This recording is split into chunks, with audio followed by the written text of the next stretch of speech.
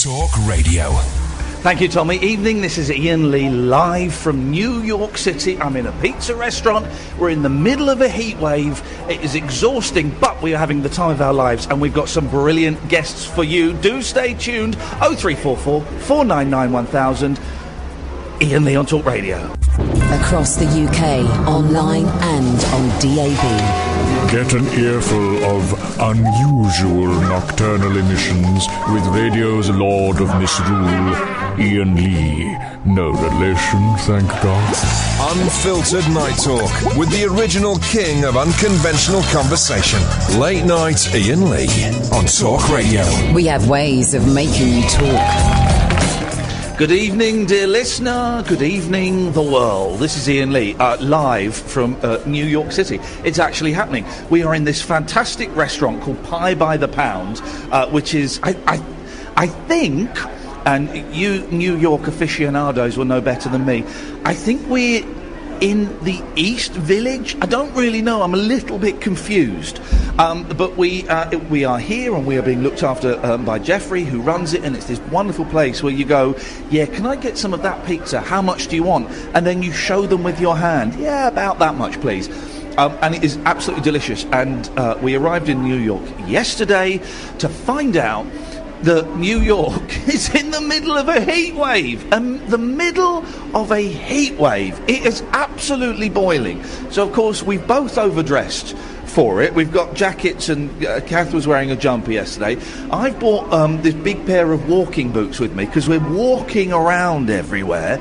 But my feet are let's be honest, they are minging, to use young people's parlance. It's quite noisy where we are because we're in a restaurant, and that's the way it's going to be for the whole week. We're going to be in various noisy places, speaking to exciting people. Tomorrow morning we're having, Katherine, 9:30. Is that brunch or breakfast? I would say that is breakfast. I wonder if an American would. A brunch is more like 10:30, 11, isn't it? Okay, well, we are having breakfast with Steve Guttenberg.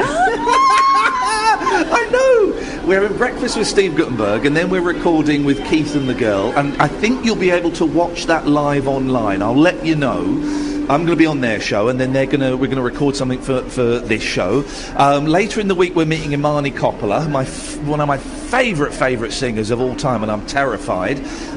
We've got John Ronson. We're going to see him do a show on Wednesday night. Stephen Page we're seeing do a show on Thursday night, and hopefully going to speak to him. So we've got a really busy week. Coming up in tonight's show, we've got Greg Young, who's one half of the Bowery Boys, who do this brilliant podcast talking about New York and New York history. In the last hour of the show, we speak to Maeve Higgins. Now, we met Maeve this morning at 9 o'clock. That definitely was breakfast, in Brooklyn, New York. I've got to stop doing the voice because I'm actually with New York people, and I did the voice to a New Yorker earlier, and they just gave me a really filthy look. So you're going to hear that later on, and she's brilliant. She does a great podcast called Maeve in America. She's also going to be doing the show with John Ronson on Wednesday, and is delightful and funny. She talks about why she moved over from Ireland. Dear listener, you're very welcome to give us a call. There's not much space for phone calls tonight, but we'll certainly fit one or two of you in. 0344 499 1000. But we left London Heathrow yesterday morning. The flight left at 10 o'clock British time. We landed at about 12:30 New York time. And we've kind of had adventures since. So we put together this little... this is us arriving in New York. Enjoy. Well, we have made it to New York City. It is now 5 minutes to 2 New York time. I don't know what time that is in the UK. It doesn't count, doesn't matter. I've stopped that thinking the flight was all right, apart from the bit where the pilot said, oh yeah, we've got a bit of turbulence. It's only for the next 300 kilometres though. Flippin' heck, that was a bouncy. Anyway, I'm out of breath because we came through check in and check out. Nothing to declare. And then Catherine, who is here, lost her passport. Yeah, no, it turns out you'd put my passport... No, Catherine had lost her passport, so in your pocket. She ran back through the thing, but left all of her luggage. Because you told me hurry up and it might still be on the floor. I continued searching for it, and I found it. In your pocket? The location of it is irrelevant. It was in your pocket? How did that happen? The location of it was irrelevant. The finding of it was the key. But then I had to carry all of the luggage and the equipment, the broadcasting equipment, through the bit where you people come out. You know the bit where people come out holding signs? I had to go back through there, and you're not allowed back through there. And I don't know if you know this, but I was doing some research on Wikipedia before we flew out. They got guns over here, man. They got guns. So I very nearly got mowed down to bring you your passport. No, you didn't. They were very nice. Okay. So I thought, because we're in New York, it would be nice to start with a bit of New York-themed music. No. Okay, if not that, how about this? I'm back in the New York groove. I'm back in the New York groove. Definitely not. Okay, if you're going to spoil my fun, you can't say no to a little bit of this. Just sets the scene nicely for New York City.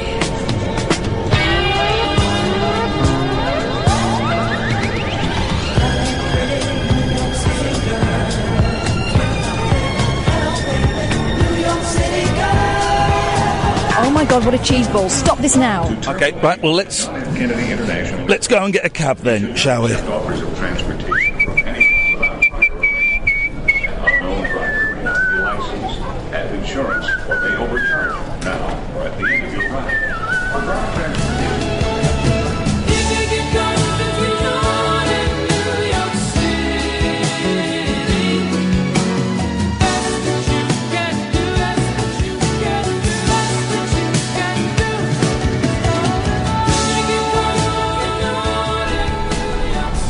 Okay, we're in the back of a cab. We've just left the airport. We found the cab. We followed the signs. I'll be honest, I am really disappointed. We flew American Airlines, and I'm really disappointed because I didn't get pulled off. Yeah, I think you might have misunderstood that headline.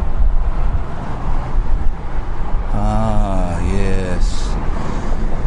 Yes, that makes a lot more sense, actually. I wondered why he had a bloody face. Although, actually, once. Anyway, we are... there's nothing to report here, guys. We're in the back of a car. It's the same as being in the back of a car in Britain, except it's like a mirror image of it. We're on the wrong side of the road. The steering wheel's on the left-hand side. But there's very little for me to say here, very little imagery, wordplay I can use here, so I'm going to keep quiet until we see something touristy. Okay. Do you promise? Get stuffed. I just remember two things, actually. One, on the plane, we watched Inception. Great film, wonderful scenes, brilliant acting, really well cast. Goes into it's like a dream fight, and so I would give that 2 thumbs up. But the other thing I remembered is when we're queuing for the taxi, there was a woman who was just sort of stood hardly anywhere near the queue, and then I said, "Are you queuing for a cab?" And she said yes. So then I said under my breath, but not to her, "Well, why don't you get in the back of the queue then, instead of just standing there?" But I didn't say it loud enough for her to hear, because I didn't want her to hear it, but I was really angry. So, so far mixed results in terms of dealing with the natives in the United States of America. I'll tell you something, though, as we're driving along this freeway highway, it was murder. There's a very heavy smell, and it's the heavy smell of a country in turmoil. What are you laughing at that for? That's definitely not what that smell is. What is it then? You drank too much coffee. did have a lot of coffee on the plane. Jeez. It's a heavy smell of a country in turmoil as it comes to grip with its new president, with all of the things that are happening in America right now. A lot of things going on. The Vietnam War. I don't actually know a lot of what's happening in America. I think Nam's over, but I wasn't there, so I wouldn't know. Okie dokie. Well, it has to be said. This is Iain Lee, by the way. I should have said that in case you've just tuned in and wondered. This is Late Nights with Iain Lee on Talk Radio. But coming to you live from New York, but this bit's pre-recorded, so... we're still in the cab. It has to be said, the traffic is absolutely awful. I'm tempted to turn back. No, I think that would be excessive, but it is extremely heavy. Has to be said. Driver, what's going on? Why is the traffic so bad? There's a Puerto Rican parade. A Puerto Rican parade? And so and that's kind of holding everything up, is it? There's on Fifth Avenue. Right. On the parade, so... Okay. They start, trying to do the best they can, Yeah, of course. Oh, if there's a Puerto Rican parade. Yeah. Does it go on all day, the parade, or is it just this afternoon? This afternoon. Okay. But we might catch a little bit of the old PRP, the Puerto Rican parade. That sounds like a lot of fun. I'd like to get involved. Well, in many ways we are involved. In one way we're involved because we're stuck as a direct result of it. Well, we're in New York. Yep, we definitely are. Never complain about the air conditioning in a private jet. That's the lesson I've learned, guys. And so I'm just going to enjoy being stuck in this traffic. And the sound you can hear is a train going over the Queensborough Bridge. They know what trains sound like. Yeah, but the Queensborough Bridge, if you have a map, you can walk along with your fingers, and it's like you're here with us. I think that's patronising. I mean, people like Caddick and might think that's a fun game, but most normal people... Okay, well, normal people, just imagine it with your face. That's a weird thing to say. I think this is it. We're here! Fantastic, man. Excellent driving. All right, we'll do pleasure. Despite all of the Puerto Rican paraders... Rough all the way down. Yeah, we made it. Brilliant. Yeah. Excellent work. Right. Thank you. Let's get out. Thank you, dude. Oh, made it.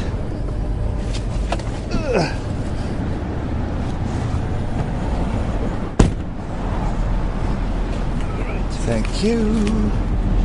That's the heavy one.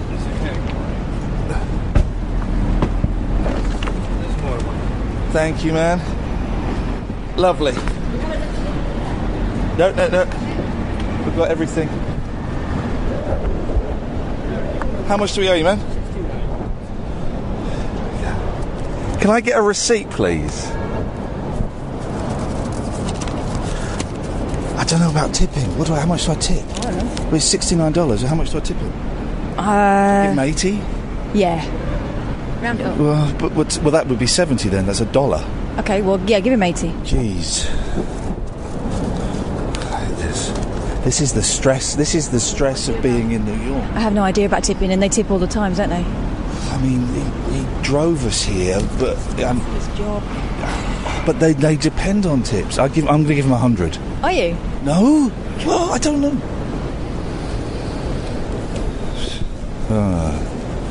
Okay, I can do this. I can pay the man money. Lovely. Thank you, dude. Keep the change. Thanks very much. Cheers. Bye-bye. Okay, but let's go before he says... Oh, let's shut your boot. Before he thinks it's a stingy tip. Let's go.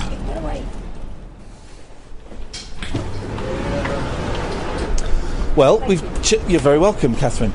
I'm a gentleman. We've checked into the hotel. I'm a little bit... I'm going to be honest. Yeah. I'm surprised... Why is your room significantly larger... than mine? Well, if you let me arrange stuff, that's what's going to happen. Are you serious? Yeah, also, I am smaller than you, so I require more room. Honestly, I'm in like a tiny box, and then I just came to knock for you so we can get some food. It just feels tiny because you're bigger. Flipping heck. We are here. We are off to get some food. You don't want to hear that. So instead, I'm going to throw to Iain and Kath, live Iain and Kath, because this is Sunday afternoon, who should be live at Pizza... What's it called? Pizza by the pound. Pizza by the pound. Iain and Kath, are you there? Yes, we are, Iain and Kath. Well, I hope you're having as good a time as we are. We're having the same time as you. We're future you. Oh, yeah, of course. We are the same people. Well, over to you.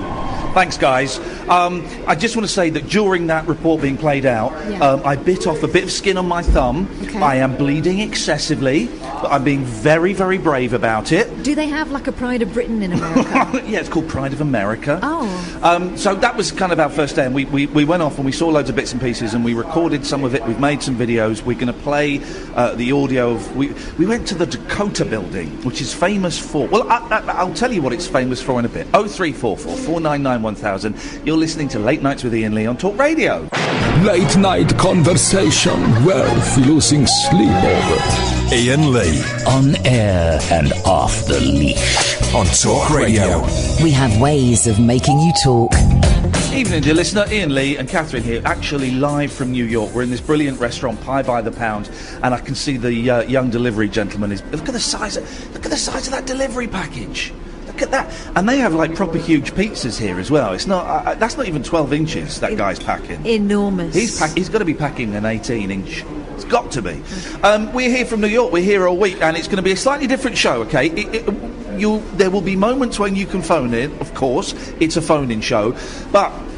we have worked like Billy-O to set up some amazing guests for you this week. Like I say, today we've got Maeve Higgins and we've got Greg Young from the Bowery Boys. We might be getting a local artist coming in as well to chat to us. We're waiting for that. Tomorrow we've got Steve Guttenberg. Oh, Alan, are you there? Hip, hip, hip, guy. Hip, hip, hip, Alan. How you doing?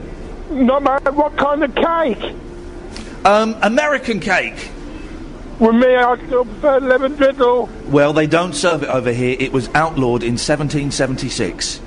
No, really? Yeah, they did. They outlawed it when they kicked the British out. How you doing, Cads? You all right? Hello, how was the flight? The flight was... Well, the flight was okay, actually. I'm not a fan of flights, but there was a bit where the captain came on and I've never heard this before. He said, the seatbelt sign has come on. We're going to experience some turbulence, but don't worry, it's only for the next 300 kilometres. That's about 40 minutes. Flipping heck, it was... And I sunk my nails into your leg. Well, yeah, right. I did. I hate it. He's not a brilliant flyer anyway, Caddick, so... but even I was thinking, oh, God, I can't stand 40 minutes of this, but I was trying to tough it out, like I wasn't bothered, but actually I was clinging on. It was about half an hour in the end, and it wasn't the worst turbulence I've been in, but it was horrible. Here's the thing, Alan, one of the great joys of flying, and I hate flying, but one of the best things about it is the movies. Oh, yeah. And so you get there and you scan through the movies, and now what they let you do on airports is before you weren't allowed to watch movies or listen to music until you'd reached cruising height. Altitude is the word I believe they use. And then they'd stop them... 30,000 feet? Something, you're speaking in the tens of thousands, definitely. No more than 50, no less than 25. But now you can start watching the movies and listening to music on the runway. So we're flicking through the movies, and we started a film, Alan, and I did something I very rarely do, and I blame this on Netflix. Half an hour into a film, and we were both watching the same film, and we started it, we simultaneously, we synchronised our movie watching. Half an hour into... 20 minutes into it, I turned to Kath and said, this is boring. She went, give it 10 more minutes, it'll pick up. 10 minutes later, she looked at me and went, nah, this is no good. Do you know what that film was, Alan? What was it? Have a guess. Well, it can't be any of the police coming in, because we've got Kay Mahoney coming in a week. Yes. Well, it's probably something to do with Theresa May. I've literally just asked a lunatic to think of a film. No, it was, Jersey Boys, the film about Frankie Valli and the Four Seasons. Oh my God! It was so boring. Well, I'm sure it must have been a better film. All they did was talk about bread. 0344 499 1000 is the telephone number if you went. I think we lost Alan there, unfortunately. And it turns out Alan's right. There were better films, and we had a good look at them. We did. We'll bore you with our films later. 0344 499 1000. Because we're in New York and we are in this wonderful pizza restaurant where we've stuffed our faces on pizza. Oh my God, Now it's we've so stuffed. Well, all the food in America is amazing. It's that cliche of you get huge portions, but it's you go into somewhere for a snack and you get like a big meal. But We it's will not be wonderful. having any starters for the whole week. Oh, man alive, we both said diets are out of the window this week, and you know, we're being spoilt with the food. I was going somewhere with that thought, and I can't think where I was going. Anyway, it'll come to me in a bit. Oh, yes, that's it. Because we are set up in the corner of this wonderful restaurant, Pizza by the Pound, which I think is in the East Village, it does mean that some things might be a little bit clunkier in terms of me knowing, me hitting the news. For example, I don't know if I'll be able to do that, and knowing when callers are there. So, Ed, I believe you're in the. Well, I know you're in the studio back in England. Is that correct? I am here. Okay, and you will interrupt me any time you think there's a caller of significance. That is correct. So, are there any callers of significance? No, I mean, we just had Alan, and I didn't interrupt you for that, but we have no callers lined up on the board at this stage. You can call in, guys. It's the normal number, 0344 499 1000. And you can talk New Yorkie stuff, you can ask us stuff, you can recommend stuff, definitely recommend stuff. Or if you just want to call in and talk the usual nonsense, just let us know. I haven't seen... I've deliberately not looked at the news for the last couple of days. I mean, the last time I really looked at it was Saturday night, so I've got no idea what's happened. It sounds like the country's falling apart, which is wonderful to hear while we're in America. Which has got its stuff together. Totally. Yeah, it's totally sorted now. The president is sorted. I went to visit the president. You'll hear that in a little bit, actually. An exclusive. Gun crime is sorted out. I tell you the thing, though, Kath, and again, it's another one of those cliches, but a lot of cliches are born in truth. Everybody has been so polite to us. Everybody. The waiting staff, we had to go to a building to get some documents today. The guy on reception, and we didn't have a contact name. And in Britain, I've heard people say, well, you have to give him a call. He went, well, I will sort this out for you guys. Let me. Except in an American accent. Yeah. I nearly swore then. But everybody is bending over backwards to help us. Totally. And the thing is, right, we grew up watching the 80s films about New York, right? And in the 80s films about New York, everyone comes to New York expecting niceness and gets a kick up the ass. Whoa. The New Yorkers. Hey, what's your language, mate? No, but, we were brought up thinking, you go to New York, it's going to be, it's hardcore, it's the big city, dog eat dog. Actually, people here have been so nice. They have been saying that I have committed 5 murders and I have started smuggling heroin for the mafia. I haven't. Here's something we had yesterday, right? We were wandering around and we were kind of in that weird sort of daze because it was so hot. I mean, it was nearly 100 today. It was definitely over 90 yesterday. We saw some women in Times Square who had the costume thing sorted. Free for the nipples. If you've seen the video of Free the Nipples, you'll hear about that tonight. We're going to play a little thing that was like an audio diary of what we got up to yesterday. But there were these women with no clothes on, just a pair of little thong underpants and free the nipples. And body paint. Apparently it was for feminism, but I couldn't quite work that out. I'm going to be feminist by keeping my nipples tied up. I didn't know where to look. So I looked at her boobs. I mean, that's what they want you to do. Well, yeah, and then she started jumping up and down. She wanted me to give her a tip. 0344 499 1000. But we're wandering around and we were kind of hungry and we wanted to get something to eat and I really wanted a coffee. But we didn't have a clue where to go, and because we didn't have the internet, because we've got our phones and it's really expensive, and we forgot to bring out the tour book. So we're wandering out Times Square, and then I saw this sort of bar in the distance and went, right, there, I've had enough. We're going to go in there and get some food. And as we passed it, we just saw this thing a block away called the Ellen's Stardust Diner, and we couldn't see what it was. I went, do you know what? That looks more fun. It's bright and colourful. So we queued up. There's a big queue to get in. We queued up, and eventually we got let in. And it was, well, some would describe it as a nightmare experience. It was weird, wasn't it? It was the sort of place that my dad would think was absolute hell, Yeah. right? Because what it is, it's an old-fashioned, imagine the 1950s diner like one in Greece or Happy Days, Yeah. right? And except in Greece and Happy Days, as far as I remember, there were no people jumping up on the tables and singing. Lorena, they did that in both of those films and TV series. Oh, right, so just like in Greece and Happy Days. It was. We walked in and there's a woman with a microphone on the there's like a walkway between the tables, like emceeing something. I thought, oh, okay, they have like an act. They have like a little cabaret every half an hour. No, they don't. They have a cabaret all day, one after the other, and it's not just any old cabaret. It was the waiting staff, right? And so when we got in, it was being hosted by this very camp gentleman. They were all very camp gentlemen, let's be honest. And he was very funny. He was very funny, and he was very charming. And we sat down, and he was introducing all of the waiting staff who would come on and sing a song from a Broadway musical. Because this place is on Broadway, yeah, right? But also they're all actors. They're all actors who are, making ends meet, making rent by going and doing this sort of waiting at Ellen Stardust Diner. And for some of them, you could see why maybe Broadway isn't grabbing them yet. Yeah, well, some of them were amazing. I tell you what was nice is there were loads of families with little girls, and when I say little girls, they're about 12 years old, 10 to 12 years old, and you could see those girls. There was one sat next to me, and she was it was just wonderful to see.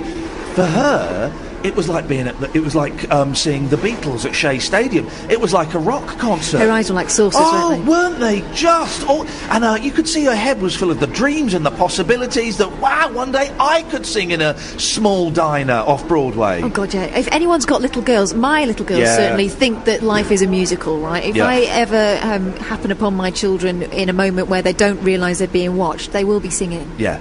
It was a lot of fun, but I tell you, I'm going to go to a break in a second. But before I go to the break, let me tell you this. I'm just going to say 2 words, and then when I say these 2 words, Ed, I want you to hit that break, because this is going to blow the minds of the people listening. I had an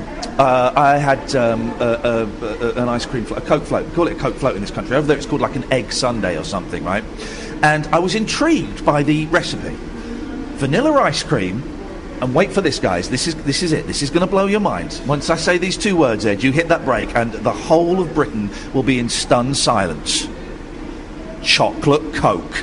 The radio show for people who know the best part of the day is the night. Late Night Iain Lee on Talk Radio. We have ways of making you talk. Chocolate flavoured Coke. Come and join us. I'm just talking about chocolate Coke. We'll come to you in a second. You sit down and get comfy. Chocolate flavoured Coke. Julie, can you believe such a thing? It's just blown my tiny mind. How do we not have that? How? Here's the thing, guys. Here's the thing. I'm going to find where they sell chocolate-flavoured Coke, right? And I am going to buy crates of it, and I am going to become an importer of that stuff. And if you want that, honestly, I've never had anything like it. If you want... Oh, flipping heck. If you guys... listen, I'm not really supposed to do this on the radio, but who cares? If you guys want chocolate-flavoured Coke, then come to me, Iain Lee. I'm going to buy shed loads of it and ship it over to the UK, and I'm going to make my millions. Like a kind of soft drinks Pablo Escobar. Yeah, something like that. I need to employ someone to fly some planes. But that, honestly, Julie, it was incredible. That sounds fantastic. Yeah, it was good. How you doing? You all right? Yeah, I'm good. You saying that you haven't looked at the newspapers, and yes. You're obviously away. Kind of made me think about being a kid, being on holiday, and the major question was, what's going to be number 1 when I get back?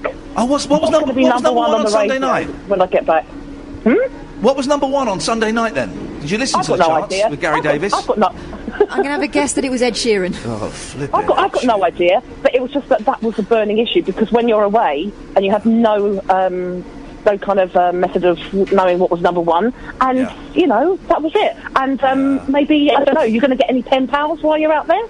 Well, who knows? Everybody has been. Breaks are for, isn't it? Everybody has been so charming and so friendly. It's it's the way to do it. It's a real cliche, but man alive, they've got the whole service industry sewn up here. Tipping is the thing that upsets me and concerns me. I forgot the pressure, Julie, of having to tip. $69 taxi ride from the airport. I mean, was the tip I gave okay? I just don't know. I think that was fine, but it's difficult because sometimes it's on sales tax and you don't know what you're supposed to be adding on. But I hope you have a fantastic time. And I saw a photo of you, Ian, leaping up in Times Square, and it was wonderful. In 90 degrees temperature. Well, Julie, I tell you what is expensive over here is bread. Really? 0344 499 1000 is the telephone number. Now, I've given Ed, because I'm not there to tell him when to cut callers off, I've given Ed a secret code word, which means cut the caller off. I wonder if you can guess what it is. If any of the listeners can guess it, 0344 499 1000. Do you want to hand the microphone to sure. This is all really exciting. We're in this brilliant restaurant, this pizza restaurant, Pie by the Pound, because they call pizza pie over here, which I never quite got, but pie should have a pastry lid. But it is brilliant, and the food is amazing, and it's also several things I've noticed. There's shed loads of board games everywhere, and it's great. And we just had a couple of kids about an hour ago sat there fighting over Jenga. Wonderful. There are some things that are the same the world over. Two kids fighting over Jenga. But also in here, and I've noticed in a few places actually, the walls are full of art. Which I'm guessing is from local artists, and it's all for sale, or you can just come and look at it and admire it. And as we were setting up, Jeffrey, who runs the place, said, "Do you want one of our artists?" We went, "Dude, of course we want one of your artists." And we've got one you just joined us. Hello. Hello. Now, do we call you the Red Bunny, or do you have do we use a name? Well, my name's Andrea. Andrea. Yes. And am I right? Are you a local? Do you live around here? Yes, I'm a local East Village artist. We are in the East Village, aren't we? I'm still a little bit unsure of kind of the locations. So this may be a simple question or a dumb one. What's the difference between the East Village and Greenwich Village? Are we near Greenwich Village? We're kind of in the middle. Okay. So you're kind of in the middle. You can lean either way, I guess, right here. And this is famously then a really historical, artistic place in terms of, I mean, certainly in terms of music, but painting and all kinds of creative people. Yeah, artists, actors, Audrey Hepburn, lots of people were hung out here, Katherine Hepburn. I mean, East Village has always been a kind of artist community. It's very nice. Now, you've got these wonderful paintings up. The ones I'm drawn to, now, I believe you might have done some mucky ones as well, but I like these ones, the cat. Is this a real cat? Yeah, that's actually a cat that we adopted. Oh, really? And, my mom has it now, so it's a red Persian, flat-faced. Stunning. Does boy or a girl? It's a boy. Persian Prince is a boy. Yeah. And does he enjoy? Will he sit there and be painted? Because my cat, if I try and take a picture of my cat, she's an old lady now, so she doesn't care. But she'll sit in a place for an hour. I think, oh, she looks really cute. I'm going to get a picture. As soon as I get the phone out, she's gone. Yeah. She just wanders off. They know. He doesn't like the flash. Right. So if you can turn the flash off, and you can kind of sneak a picture, you're good. So how come? How does work get shown here? Do you come in and speak to Jeffrey and say, "Hey, Jeff, I've got some pictures. Can I display them?" Yeah. You contact Jeffrey, and he kind of looks at your artwork, and you guys curate a little bit together and choose what can be appropriate. It's interesting you said that. Go on. He's warned us. I seem to paint.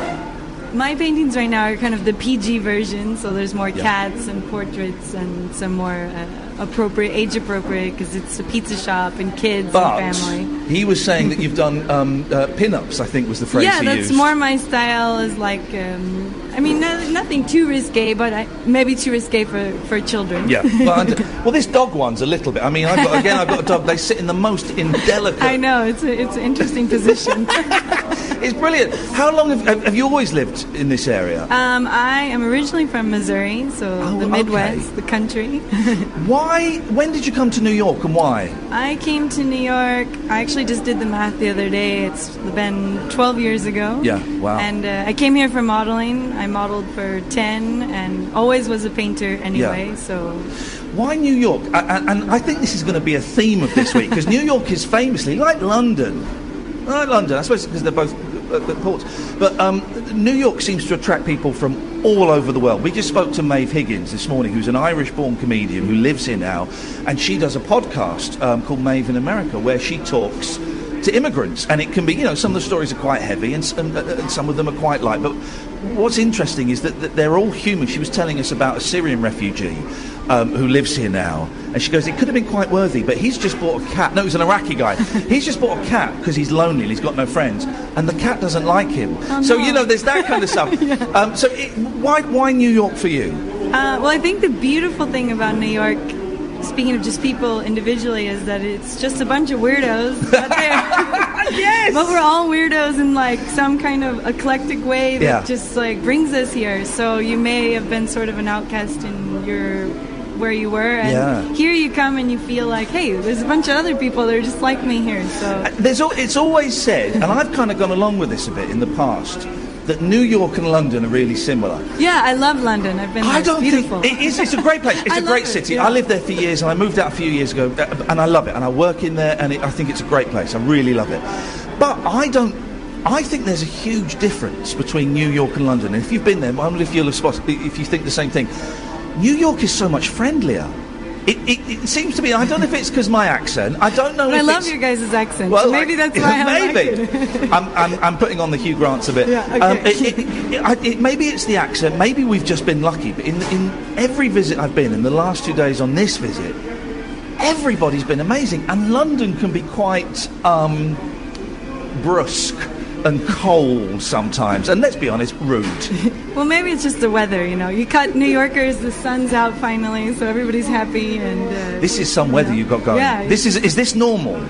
It's actually been a pretty cold spring. Wow. You just hit the warm weather like yesterday. And this is too hot, yeah?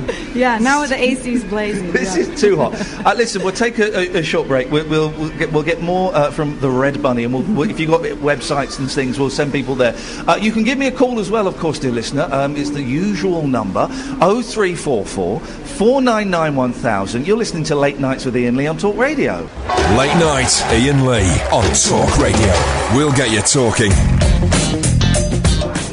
Hello, dear listener. This is Late Nights with Iain Lee on Talk Radio. We are in New York. If it sounds a bit echoey, if it sounds a bit noisy, it's because we're in a pizza restaurant in the East Village, and it's busy, and people are coming in and ordering their food. And I tell you what, it is flipping hot, man. It is so hot. We are in the middle of a heatwave. It's wonderful. I mean, we're walking around through New York, and I keep saying, right, let's cross the road. Let's go and walk in the shade. It's too hot. Let's go and walk in the shade. And also, you walk really fast. Oh, I do. Because his legs are like my height.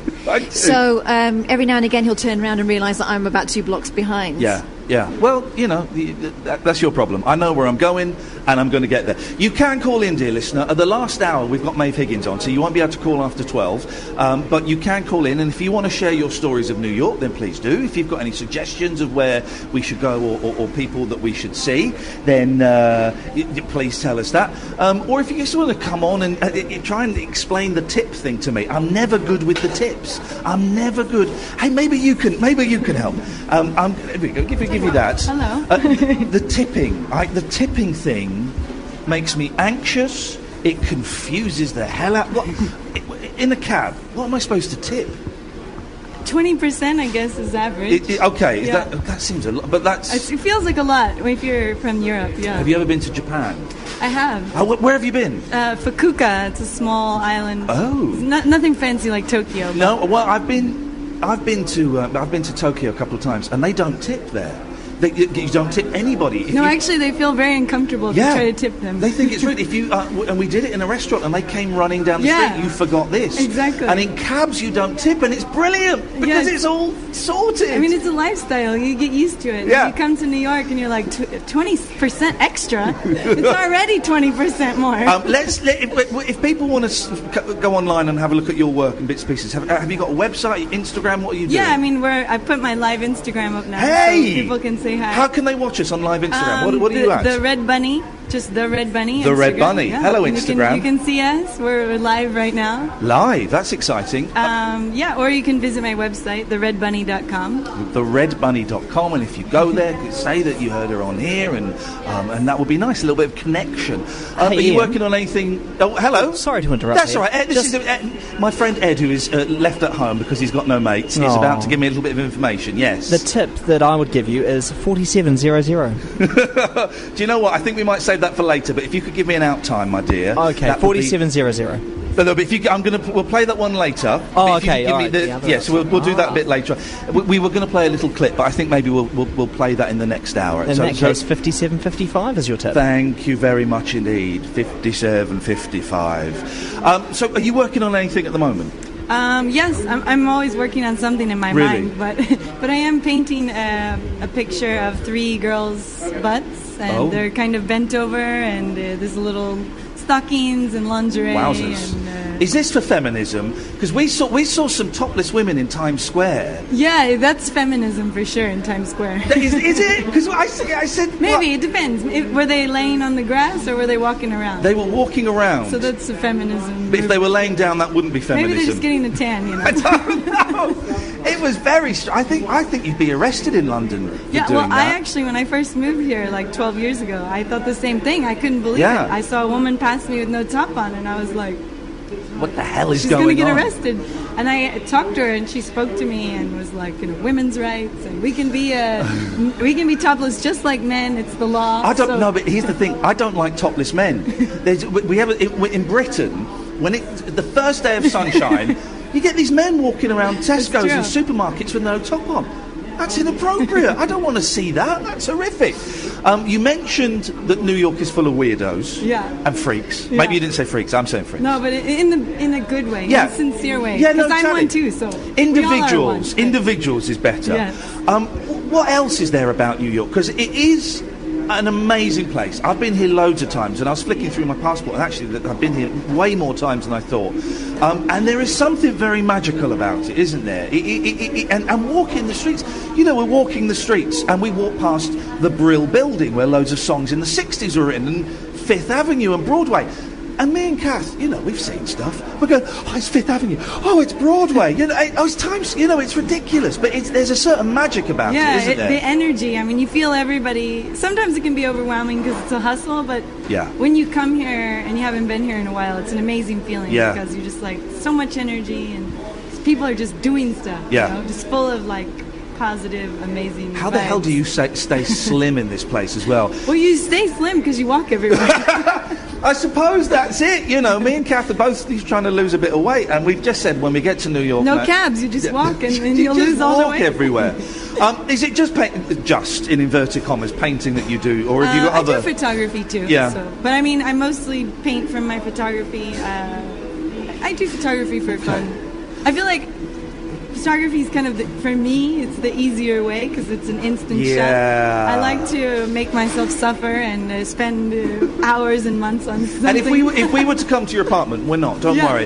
Is it a mess? I always imagine artists' apartments with paints everywhere and canvases and just mess everywhere. Well, actually, I'm like the opposite. Oh wow! My mom was very OCD clean, so I'm probably the cleanest artist you'll meet. Hey, listen, give your website and your Instagram Yes. another plug so that the listeners at home can go and have a look. Yeah, we're live still, so hi.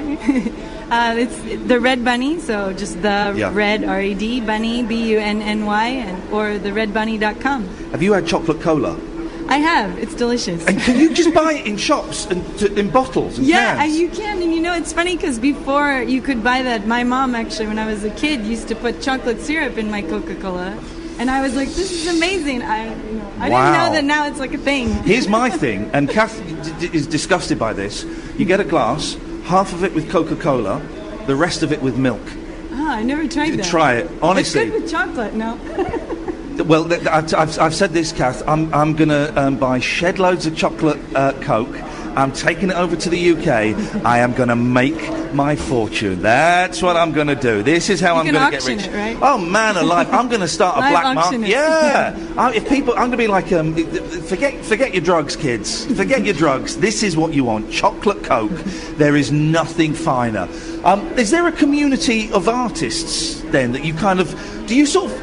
The way I imagine it, and I'm sure this is terribly 1980s of me, but you artists, you sit around, Studio 54. Coffee. Yeah, well, no, not quite that hedonistic, but you sit around drinking coffee, smoking cigarettes, and just complaining about how painful the existence of life is. Do you do that?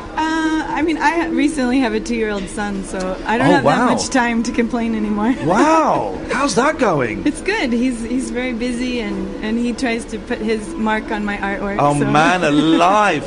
Is that your first child? Yes. Oh, you're in for a joy. We've both got kids, and it just gets better and harder. It just goes like that now, forever. Is he showing much artistic bent? Yes. He's very active. He started skipping naps. He's very active. You wait. He started skipping naps already, so I think I'm in trouble. Wow.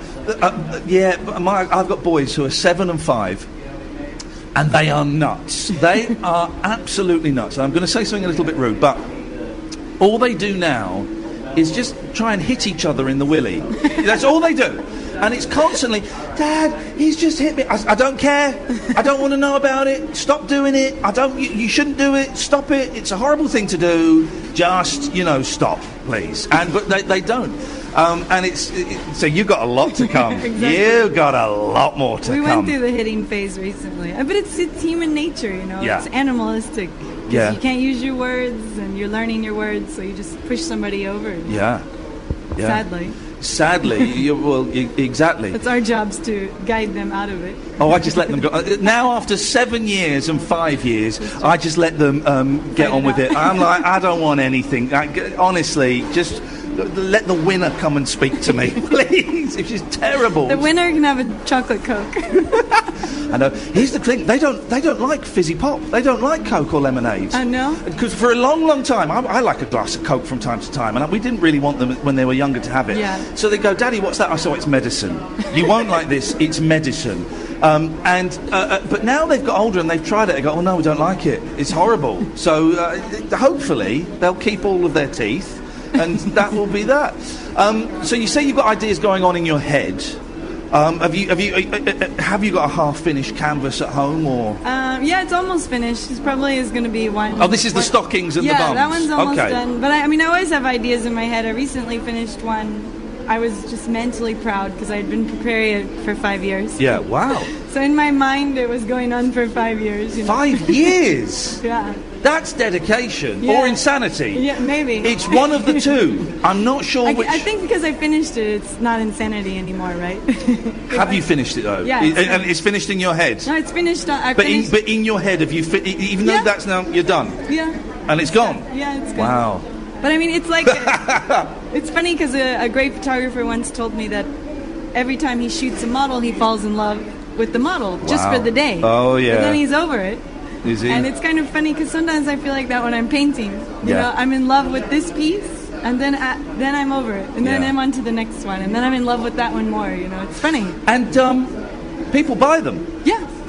Do you remember the first time you sold one? The first one that cash exchanged hands for? Yeah, I was maybe like in 5th grade, and it was one of my old teachers asked me to paint a wedding picture for her and her husband. So I was very excited. I think I got like $40, and I thought it was so cool. That's incredible. Yeah. What a brilliant thing for a teacher to do. Yeah, it was. That's very inspiring. Nice. It was. And look, I'm here in New York, and I was in Missouri. So I don't know anything about Missouri. I've heard of it. But it's normally in films. It's normally a character has left. Cowboys. Yeah, well, kind of, or they've left Missouri. Yeah. So, what is Missouri like?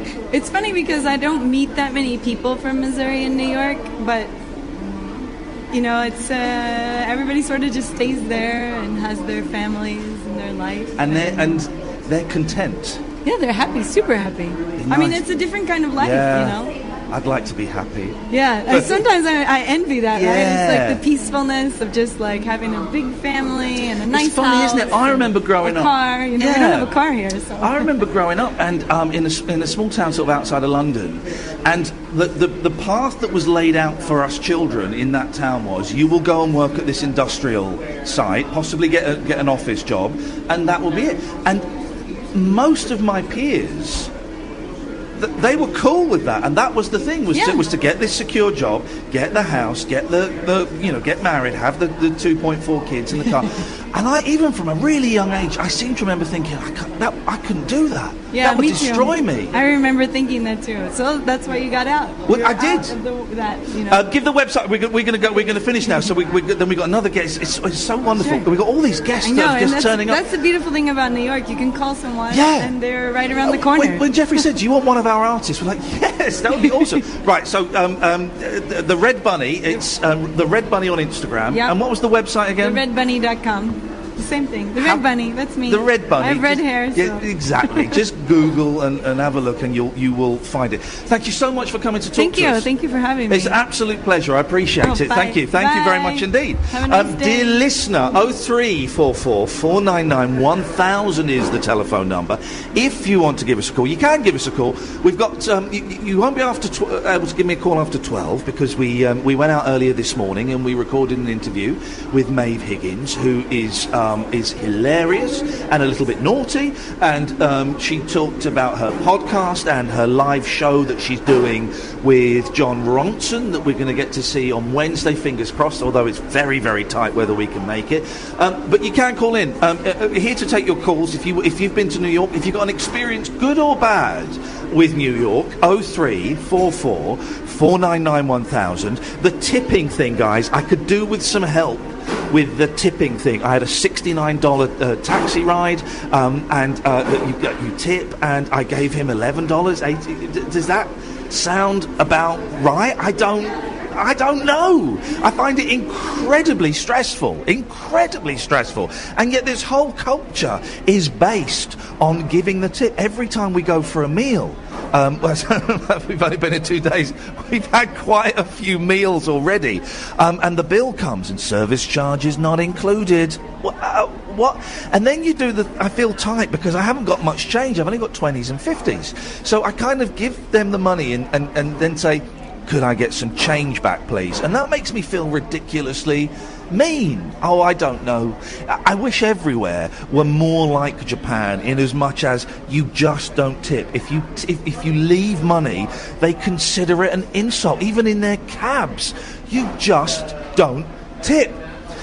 Dear listener, listen, the shows this week, they're going to be a little bit different. I hope you enjoyed them. I think you will. We're really doing our best to pack them with as many different voices and noises and sounds and accents as we can. It's going to be on Monday to Friday, the same time as usual, 10 o'clock at night until 1 o'clock in the morning. And I appreciate your patience with us. You are listening to Late Nights with Iain Lee on Talk Radio. Talk Radio. Stay tuned, dear listener, because we've got a guest coming up that loads of you said, oh, if you're going to New York, you've got to meet these people. You've got to go and listen to their podcast. It's brilliant. So stay tuned for that. 0344 499 1000 is the telephone number. Late Nights with Iain Lee on Talk Radio. Across the UK, online and on DAB. Take a far-out trip into the twilight zone of late night radio with Ian Doo-Doo-Doo-Doo-Doo-Doo-Doo. Unmissable late night radio with the original king of unconventional conversation. Make contact with Ian Lee. Late Night Iain Lee on Talk Radio. We have ways of making you talk. Hello, dear listener, live from New York City. I'm getting confused because I've got watches and clocks on different times. Right, so it's just gone 6 o'clock in the evening. It's 11 o'clock at night over there. All I do know is it's bloody hot. Even at this time of the evening, it is blooming hot. And it's like a conveyor belt of guests this evening. When I said that Kath and I were going to come to New York, we went online, we went on Twitter and the usual and said, any suggestions, any ideas for guests, podcasts, anything like that? And we had 3 podcasts that you guys recommended. One was Maeve in America, and we're going to speak to Maeve in a bit. You're going to hear that. One was Beautiful Anonymous, and they ignored our emails. Another one, and they ignored some emails, and they replied to some emails. The emails ratio was very hit and miss. but it was the Bowery Boys, and I'd be honest, I hadn't heard it. I hadn't heard of them. I went and downloaded a handful of them, and I was hooked. They were brilliant. It's Greg Young and Tom. How are we saying Tom's Hey there. like? Tom Myers. Hi, it's good to meet you. It's a pleasure to be here. My podcast co-host, Tom Myers, sends his regards. He couldn't join us. Sorry. Well, he's the here's the dirty little secret. He now and his partner live in New Jersey, so he didn't come in. He couldn't come in today. But I was around here. This is my hangout. This is the East Village. We've discussed. Yeah. I mean, I live in Brooklyn, but I mean, like, when I tell you that, like, this is where I went out every weekend, like in the 90s and in the 2000s. So this is my. Do you not go out anymore now? You've reached an age. Less frequently, but I like to see what the youngsters are doing. You check in every once in a while, see what they're getting up to, and now the drinks are $30. They used to be $5. Yeah, that kind of thing. I haven't had a drink or a cigarette or anything for about 12 years, and I very occasionally go out with friends to bars and things, and you buy a round of drinks, and a round of drinks can cost you like £50-60. That's insane. Yeah. It's you can leave your apartment and then come back 2 hours later, and $200 has flown out of your pockets. That's a little concerning. That's one of the sort of things of living in New York City, and especially during this period, and with things. Everything's more expensive these days here, but I mean it's still an amazing city, and the history is still at the forefront. So even though there's a bunch of like glass towers and expensive coffee shops and martinis that are $40, it's still a wonderful place to live. For those who don't know, and I have been telling my listeners to do their homework and to download episodes of the Bowery Boys. It's a historical, and hold on, guys, don't switch off when we say the word history. You tell the story of New York in each episode, don't you? Yeah. So each episode focuses on a person, a place, or an event in New York City history. And New York City history has 400 years, quite young compared to London, for instance. Yes. But still very significant. New York is one of the most important cities in the world, and so much has come through here. So we have 230 episodes. We've been doing it 10 years. Really? Yeah. How funny. We're speaking tomorrow. We're going to go and see Keith and the Girl. I don't know. But they've been doing it for about 10 years. They do it daily, so they're in the thousands. But 10 years ago, you were really ahead of the curve then, weren't you? It is. In fact, this week is our 10th year anniversary. Isn't that really? funny? Congratulations! Yeah, and the funny thing is so we've told the story, we had a live event where we talked in depth about it, and the one thing I can't it's kind of hard for me to grasp is how did we find the notion of doing a podcast? Is that lost in the mysteries of time now? I know how we started it. I got a MacBook, and podcasts were really an Apple thing, an iTunes thing, and it was sort of a motivation to drive people to their iTunes store. That we'll just create all this free content, or we'll have other people create this free content that it can also be downloaded onto their iPods. Yes. Right? So that's part of it. I had gotten a Mac, and Tom and I go way back. He's one of my best friends. We wanted to do a show. I am a huge history buff. Tom comes from a travel background, his career. He does. He has a website called Eurocheapo, where it's hotel bookings and everything. Right. Yeah, no, it's a when great. You say Euro, you mean you are a cheapo? Or Eurocheapo. European. Yeah, it's all European. But it's a play. It's a play on words. He's a punster. Yes. So we started 10 years ago. I mean, the world is so different because even for those first few years, no one really knew what to make of a podcast. Yeah. In fact, we managed to do it for many years, thinking, oh well, maybe this will get us a job in radio, or that maybe was this will why get a us lot of something. people started it, wasn't it? This will end up with radio. But then the two things have kind of gone off in separate directions. Yeah, things changed about 5 years ago. Kind of a mix of things. Like, first of all, there was a show called Serial. Yes. Which kind of changed the game. Yeah. Like, it all of a sudden, it popped up into the mainstream. Like, huge production values on that. Yeah, really and slick. And it was done in a way that was very gripping and like, it was a did he do it, did he not do it type of thing. So it was very, very popular. Then you have a lot of media outlets, like newspapers, magazines, places like that, their bottom line, they're losing money. So, one way to kind of adapt to the new world is to dip into podcasts. And so a lot of the podcasts that I listen to are actually based on, like, websites like Slate, New York Times, The New Yorker. Yeah. They all have podcasts, too. So when they all got into the game, they were all late to the game, because the people like us, a bunch of independent producers, were already doing it. Would you say you're a geek? And I mean that in a nice... I consider myself... 100%. So you were kind of a tech savvy, you were on the web early and all of that kind of stuff. I'm 100% a geek. I wouldn't necessarily call myself tech savvy. Right, okay. I accidentally stumbled into a tech career. Yeah. But, don't ask me to code anything, but that's more Tom's forte. But anyway, so 10 years. And the funny thing is that going back to what our show is about. Yeah. Oh, yes. I asked that about 15 minutes ago. Well, I remember now. I tend to be someone who goes off on tangents, so we may have a few tangents here.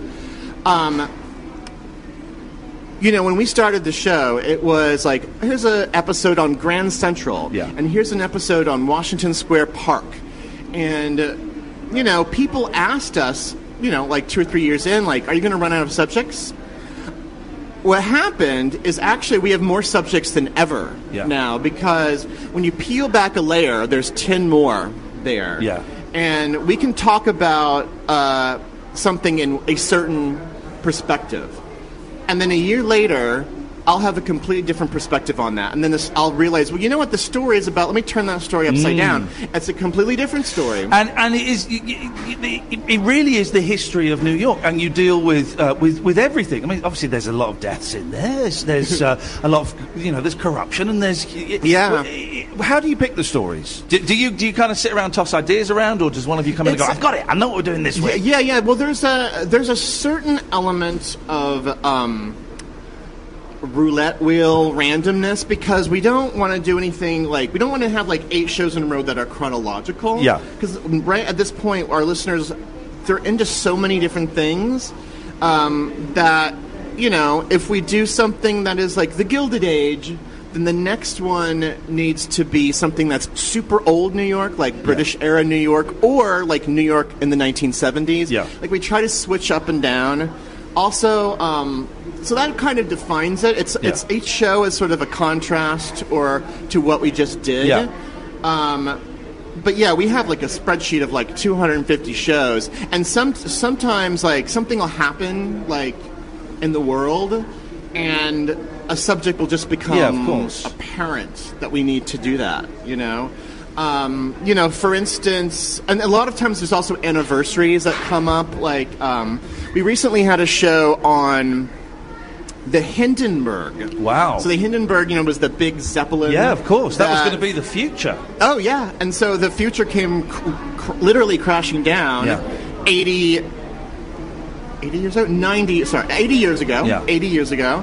And so we did a show that was sort of based on the anniversary. Now, people don't celebrate the 80th anniversary, but that's just one way that we sort of like slot our schedule. So, but yeah, it also depends on like, so the last show that we just did, the one I just put up, which is about like 19th century Black and African American communities in New York. Well, I mean, that was very serious. Yeah. So our next, in a couple shows we're going to have more of a frivolous show. Okay. So it's tonal too. We don't want to do too many serious shows. We're going to take a quick break. Yeah. Tell you what, while we're taking a quick break, is there a website? Where's the best place to go? And we'll mention this a couple of times. BoweryBoysHistory.com is our website. You can start there. BoweryBoysHistory.com. Yeah, and then that'll send you off into directions of where you find the podcast, but it's anywhere you can get a podcast. Exactly. It's on iTunes, of course. I know a lot, because we do our podcast on iTunes. I don't like iTunes. What about Android? It'll be the usual places that you can get. Type in the Bowery Boys. We are literally everywhere you can get podcasts, with a couple exceptions, but we won't mention them. We don't. We're going to take a quick break. I've got Greg Young, half of the Bowery Boys, the half that could be bothered to turn up, dear listener. We don't speak about Tom. Yes. You're listening to Late Nights with Iain Lee on Talk Radio. Late Night Iain Lee. On air and off the leash. On Talk Radio. We have ways of making you talk. Hello, dear listener. This is Iain Lee, live from New York City. We are being made to feel very welcome by Jeffrey, who runs Pie by the Pound. Why do you call pizza pie? A pie, to me, has a pastry lid on the top. Oh, sure. It's I think, don't quote me, but I think it comes from the original pizza. Yeah. Pizza was really invented in Italy, but New Yorkers pride themselves on really creating the quote-unquote pizza that you know and love. Yeah. And was created in today's area of Little Italy. It's a place called Lombardi's. But they called it pizza. They called it pie because that was the word that everyone knew. Back 100 years ago, they didn't know the word pizza, so it was the pies, and people would make them out of the store. And back then, it wasn't like a restaurant, like you would know it today. They would make the pies. Interestingly enough, in the morning, workers would come by and just sort of grab a pie and just put it in their bag, or whatever, and they would eat it at lunch. Yeah. I think it's now almost like a term of fondness to call it a pie. It has a sort of old New York kind of thing to it, but I actually think it's because the word pizza is very Italian, and a pie, people can visualize what a pie is. So this is a round object that's delicious. So like a pie. We're here with Greg Young, who's half of the Bowery Boys. I'm going to be honest, my favourite half. And before Tom didn't turn up, I listened to it. I thought, thank you. Do you know what I'm thinking, Kath? Greg's the man I want to be. I tell you why. Because I like to think I have a big, broad, general knowledge. Okay, but quite often, if I don't know something, and maybe you do this, I'll just make it up, and I'll say it with such confidence that everyone around me will believe it. And very occasionally, a few weeks later, someone will say, "I googled that thing you said, and it turns out, oh, really? It's completely not true." Yeah. But you know everything. Well, I try not to do that, and I feel like we're now in a world where we're all virtually telepathic because we have phones and we have Wikipedia and other sources. Yeah. So, if you're out, for instance, if I'm at a bar with friends, and we're what's the name of that movie? You used to just leave it hanging, and then a week later someone will be oh, that was an Al Pacino movie, it came out this year.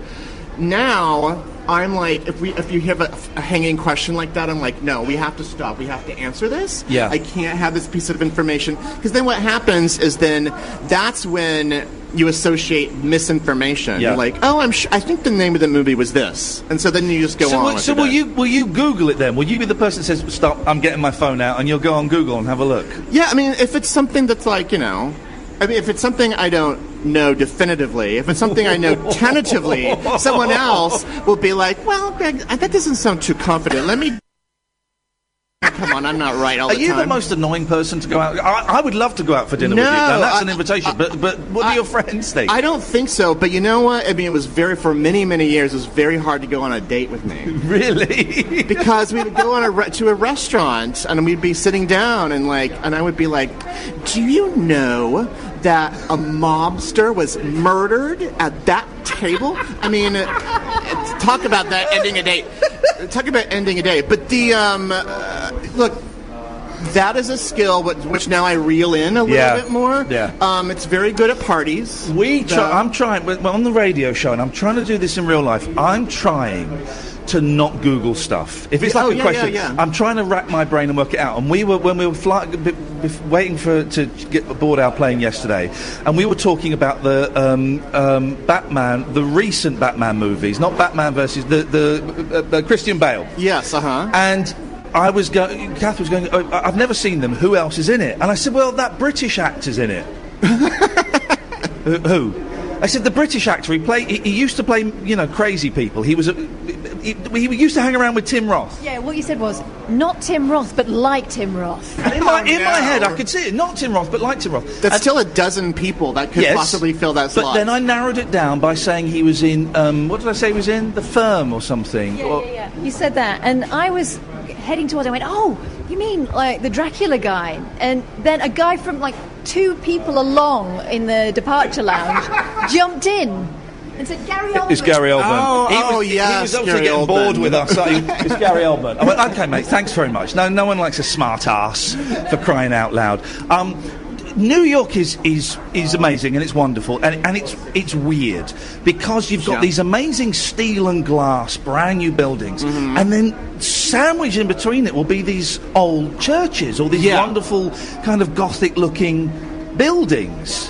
Which I think is unique. I've not seen that. Even in London, you don't get that, that right next to each other like that. Well, and this is, a phenomenon that's like most intense here in Manhattan. I mean, you'll get it in the Bronx and Brooklyn and other places. But New York, what makes it interesting is it is a constantly changing city, and it is a limited area of land. And, like 200 years ago, they were like, we have plenty of land. And then about 100 years, we'll never run out of land. And then 100 years ago, they did, but luckily, the invention of the skyscraper said, well, we don't have to just live on this one horizontal level. We can live up now. So, but what happened is that kind of change can eradicate the city's history. And, New York, although a newbie compared to London, is still one of the oldest cities in the United States. And there was, about mid-century, this casual disregard for a lot of history. A lot of classic buildings were destroyed.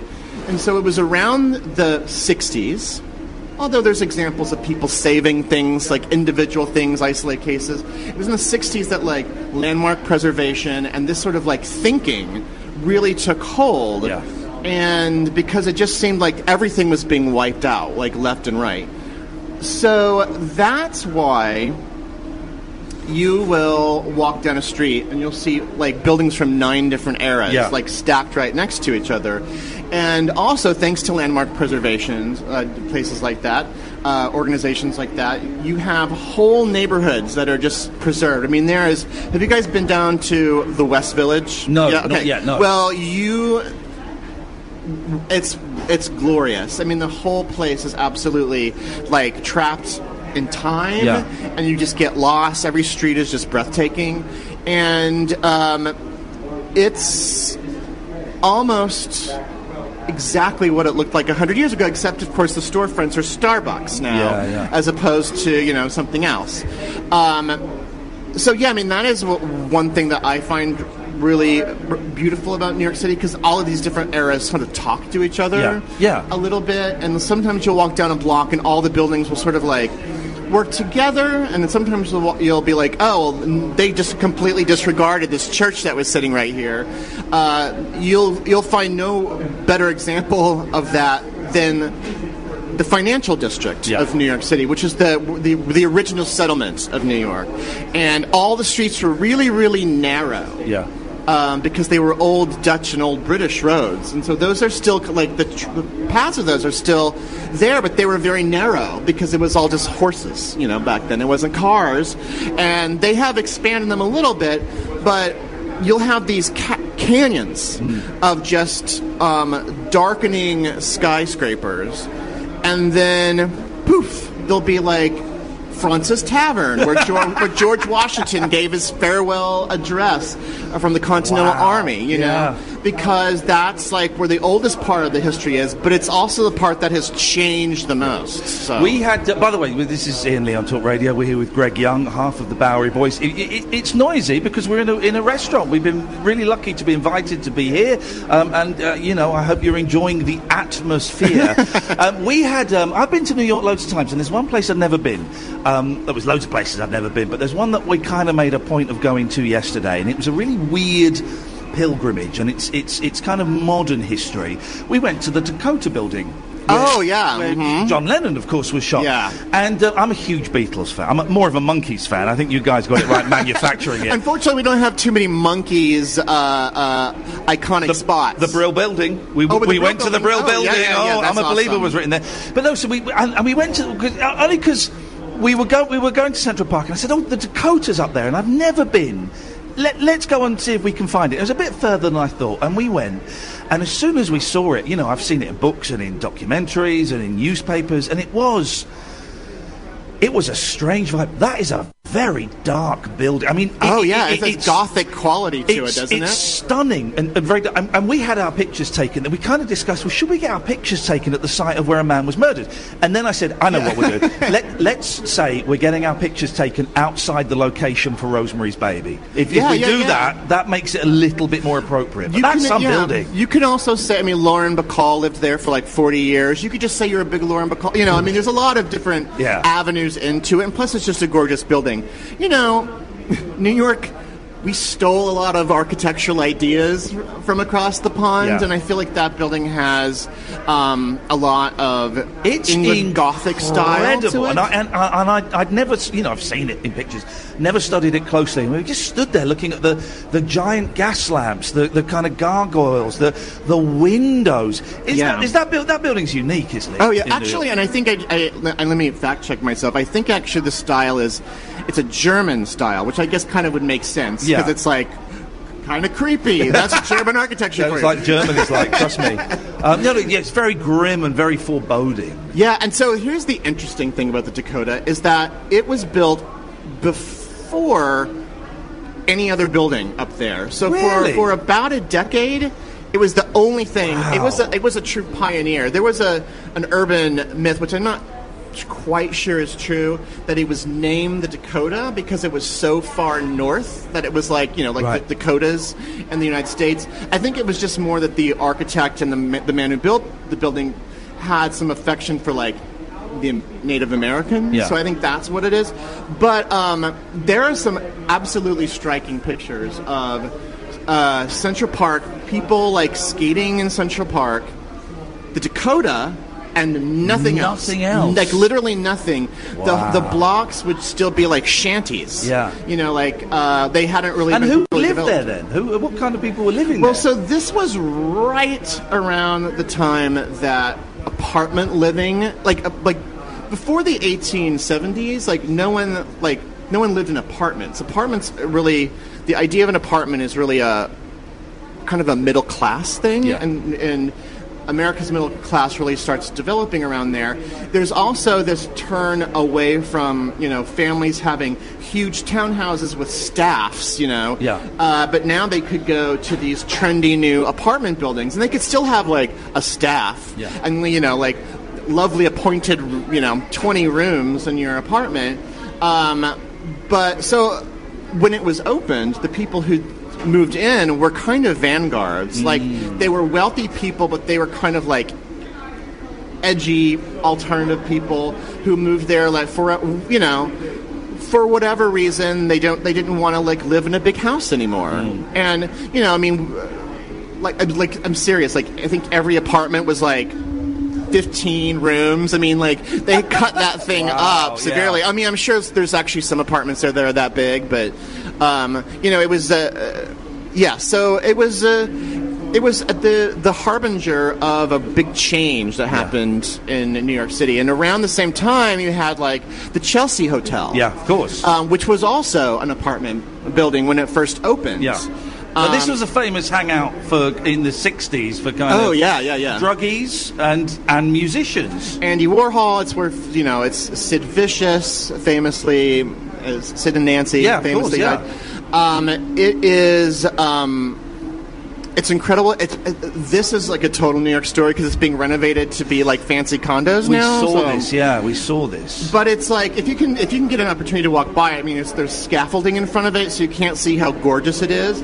But it has like a certain quality that's a little bit similar to the Dakota. The Dakotas, I mean, they're different architectural styles, but just this these huge facing like broad buildings that are like solid chunks of building. Not glass. These are brick and mortar buildings. So that's the people who would move up there in the middle of nowhere. But they all had carriages. That's how you got to the Dakota. You had your horse and carriage because it was well before cars. So they had you still had some wealth. I'm actually developing a crush on you, honestly. And Kath will know that my tongue is nowhere near my cheek because this is the kind of stuff that I love it. I love the fact I just name a building and we get a monologue on it. Honestly, Greg, are you okay for another 10 minutes? Can you stick around for another 10 minutes? Just 10? Yeah, of course. Yeah, absolutely. Well, listen, we got Greg Young here, who's half of the Bowery Boys. There's nothing he doesn't know about New York, or is there? Maybe we can catch him out. Oh no. There are some corridors that are still quite dark for me. Okay, well, you listen. 0344 499 1000. Late Nights with Iain Lee on Talk Radio. Late Night Iain Lee on Talk Radio. We have ways of making you talk. Good evening, dear listener. What is it? It's 11:30 where you are. It's 6:30 where we are. It is time travel, if ever there was. Look, it's getting a little bit darker now. We are in New York City. We are in Pie by the Pound, where we have stuffed our faces with pounds and pounds of pizza pie. It's a pizza pie floating in the sky. That is amore, dear listener. Don't you listen to anybody who says it isn't.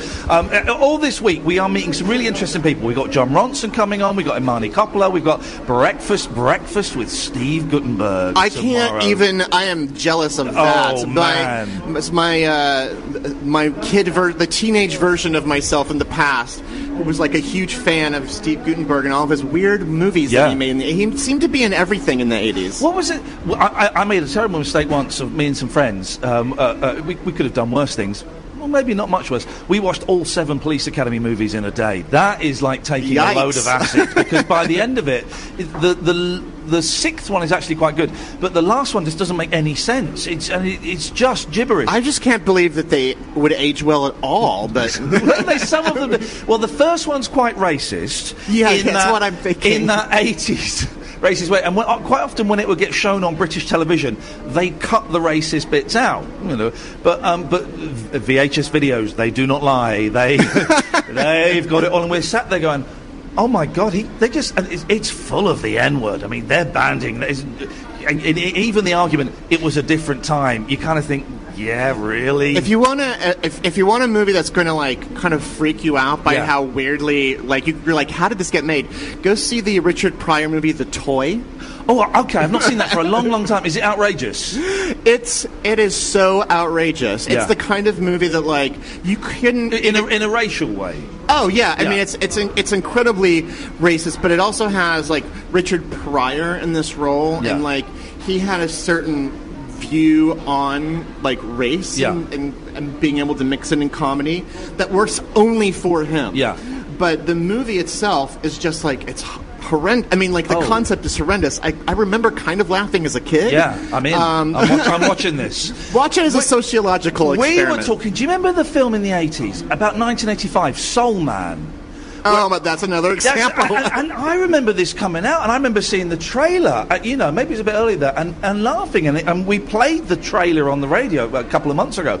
It's about a poor, rich, white kid whose dad won't pay for him to go to college, but you can get a grant. But you can only get a grant if you are black. And so he puts on the makeup. That is just thank you, Catherine. Ridiculous. It is incredible. And this was a big move. It's the 70s and the 80s, and it's so people, I don't know. Well, I know there is actually because of your president now. For a few years in the UK, you can open that.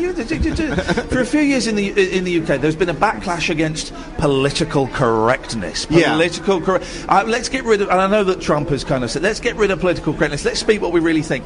Well, political correctness, maybe it became a bit petty and a bit silly, but its essence was to stop minority groups being bullied and abused. You know, that's kind of what it is. It's to stop you using terms that people use in a derogatory, slang, obnoxious way, whether it's your sexuality or your gender or your race or, you know, whatever lifestyle you've chosen or has been thrust upon you. But that we want to get rid of political correctness. And what that generally is, it's a load of racists want to be able to say, send them back home. Yeah, That's exactly. what they want. It's interesting you bring this up because we're dealing with an interesting twist on the kind of political correctness on our next show. Every 6 months now, we have so many shows that what we're doing now is taking a super old show, kind of re-releasing it with recording a new beginning and an ending. Right. So our next show is going to be on Stonewall, the Stonewall riots. Yeah. So when we recorded that in 2008, okay, history. So the show is about the Stonewall riots itself and sort of the birth of the gay movement. So much has happened with the idea of what Stonewall is in those 9 years. Yeah. Now it's a park service. It's a national monument. Obama mentioned Stonewall in his second inaugural address, which is unprecedented. Yeah. And now you have like gay marriage in New York and everything. So in that 9 years, everything changed. Another thing that's really changed, which is fascinating, is, of course, the rights and the concerns for people who are transgender. Yeah. In that show, we use wording that at the time that was historically accurate. But now, 9 years later, I'm like, you know what? I'm not comfortable with that phrase. Isn't that interesting? It's 9 years. The speed of the evolution of language. I hesitated saying the word black. Because in England we say black, but in America that's seen as a slightly... Well, here's the thing: is so the show that I just did on New York's black communities, because I was talking the 17th and 18th and 19th century. You're talking people who came over as enslaved people, who are freed people, and. And they're from a multitude of different cultures. So, African American is the sort of common phrase in which we used to for that group. But the black makes more sense if you're talking about people who, in the early 19th century, who don't have any rights. Yeah. That they are being, even if they're a freed person, they're being prevented from basic things like voting, so and just living a normal life. Yeah.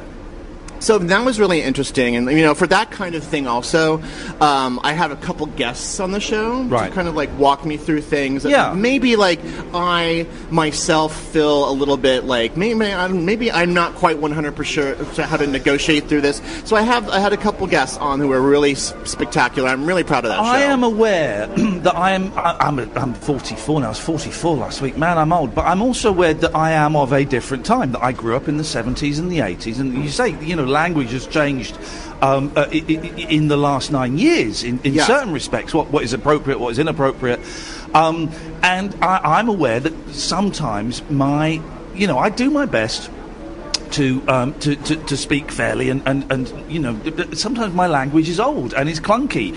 And I say things that come from a good intention, but I'm using perhaps slightly inappropriate terms because I am, because I have not been educated to know the modern term that we now say. But the funny thing is we're calling this political correctness, but every generation things change this. In different degrees, how we talk about the words that we talk about people of color in the 80s were different than they were in the 50s. And in the 20s, and the same with women, and the same with gay people. For instance, if you were to read a newspaper And if they mentioned gay people at all in the 50s and 60s, they were using words that you would never use. Oh, but, I've seen it, but things change. This is not necessarily a modern phenomenon. No. I think a lot of people frame it as political correctness, but I think it's a bigger thing that happens every generation. When did it become legal to be gay in New York or America in general? Because we had Peter Tatchell on a few months ago now. Who's a human rights campaigner. I say it covers everything, and it was illegal to be gay. Well, I think it was very restrictive, 60s. very restrictive in Great Britain, but in. You didn't have it that it was illegal, right? But basically anything that you wanted to do as a gay person was illegal. So the sexual act was illegal. Yeah, so the sexual act was illegal. Just to go to a bar, serving alcohol to a gay person was illegal. Whoa! Which is why the Stonewall riots happened because a lot of the gay bars were in the West Village in the 50s and 60s, and they were all mafia run. Yeah. Because they were the only ones that were because they could really bilk gay people. They could have talk about expensive drinks. They had expensive watered down drinks at these bars because it was the only place where they were going to go and get served. So they would pay these things. But could be extorted. I mean, there was and that's really sort of at the heart of the Stonewall riots, is because the bar got shut down and they were going to throw some people in the paddy wagon, but at this particular moment, for just a variety of factors, people said no. Yeah, we're done with this, So, but yeah, I mean, just the story of gay New York is just one example of looking at the history of New York City and finding 8 million layers. And so one day, 1 week we can do that layer, and the next week we can do 1890s wealthy class or whatever, and then the next week we can do New York in the British era, New York during the Revolutionary War. So there's so much material. We're going to take another break. If you're all right to stay until you okay to stay for another 15 minutes or so? Because I'm loving this. I've just remembered another film that doesn't stand the test of time. Yeah, Silver Streak. Richard Pryor and Gene Wilder. And again, this was on TV all the time in Britain in the 70s and 80s. But talented icons are in that movie. Yeah. Material. And there's a scene where they have to go in disguise, so Gene Wilder puts on boot polish and a Rasta hat, and to get into character, he clicks his fingers and says, "I'm the M-word." And it's incredible. It's Gene Wilder. By the way, have you ever read Gene Wilder's autobiography? No. Oh man, read it. It's the best book. The guy was. Oh yeah. The guy's. The first page is him like a 6-year-old. You talk about tangents. Is him as a 6-year-old, and his mum almost dies of a heart condition, but she doesn't. And the doctor says, as he's leaving, if you upset your mum, you'll kill her. Walks to a 6-year-old boy, and that sums up his whole life is being obsessed with having the power to kill his mother. It's incredible. Things that happen when you're 5 or 6 are will affect your whole life. I have a few of those stories myself. I've got 7 and 5-year-olds, and so we just don't talk to them. I'm not going to talk to them until 10. My goodness. And that should be okay, shouldn't it? Because you may say the wrong thing and will literally scar them for life. If we don't talk to them for like 3 or 4 years, they'll come out, and then we can kind of embrace them and love them, and I think that will work. Yeah. We got Greg Young here, half of the Bowery Boys. I tell you what, I know we've got a couple of calls lined up. Don't call in, because I'm enjoying this too much. This is Late Nights with Iain Lee on Talk Radio. Late Night Iain Lee. Unfiltered night talk with the original king of unconventional conversation on Talk Radio. We have ways of making you talk. Dear listener, this is Iain Lee live in New York City. It is as glamorous as it sounds. I was going to play it down. It's as glamorous as it sounds. We're in New York City live, and we're having the time of our lives. I'm not going to argue. We've got Greg Young, who's half of the Bowery Boys. It's a brilliant podcast that I found out because loads of you, when I said we want to go to New York, we want to speak to some podcasters, but I don't listen to any podcasts from New York. Loads of you said the Bowery Boys. Get the Bowery Boys on. They're brilliant. Only Greg could be bothered to turn up, but that's fine. That's fine. When Tom hears this back, maybe maybe it'll be the intervention he needs. Yeah. To to snap out of his haze that he's in. Attitude. We were talking earlier on about technology and how it lets you record something, on a computer or whatever, and people can listen all over the world. Were you aware that you had... I know you see kind of the stats of what countries people are listening, but were you aware that you had kind of an audience in the United Kingdom? And do they ever email you? Do they ever talk to you? Yeah. Really? We just got an absolutely, kind and beautiful letter from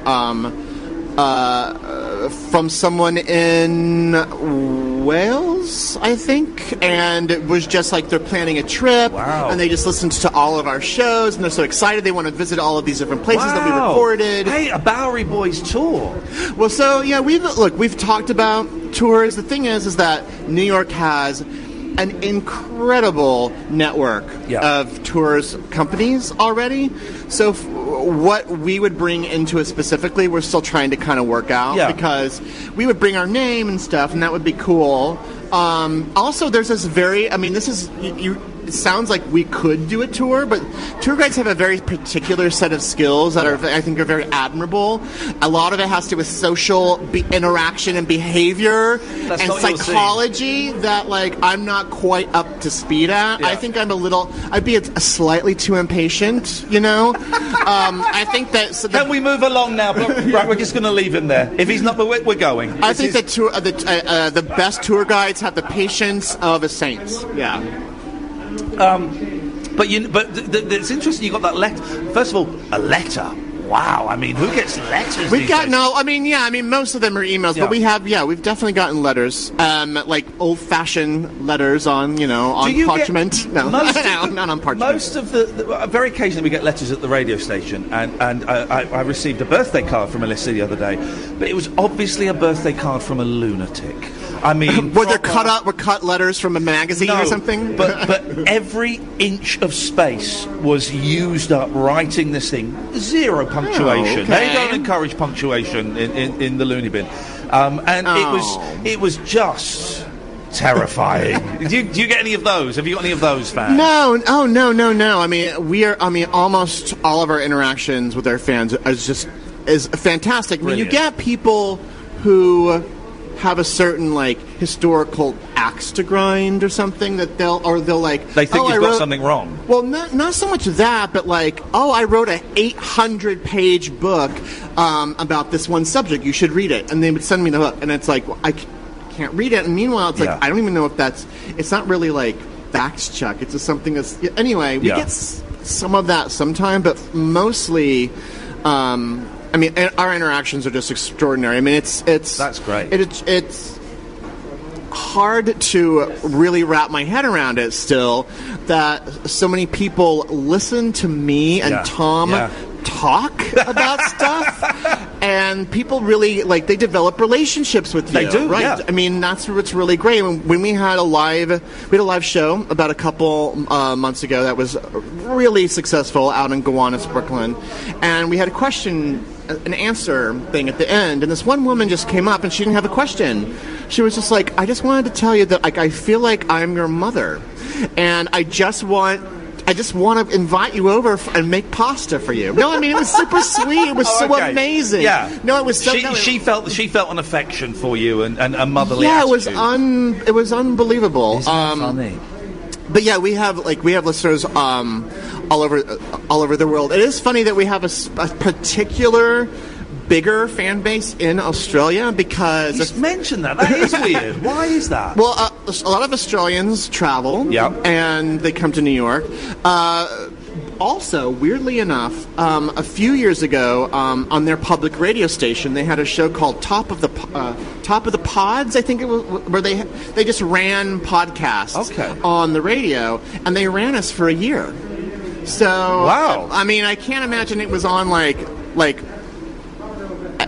a desirable point of the day, but some people must have listened to. The breakfast show in Sydney is the Bowery Boys. I think it was on at 4 p.m. on a Tuesday, and then at 2 a.m. and then 7 a.m. or something. Wow. Anyway, but I think that's so. But that's really amazing. We have listeners in all 50 states too, and And that's really great. I mean, yeah, again, like when people are planning their vacations, they often will email us and be like, they'll ask for advice. Well, I was going to ask you.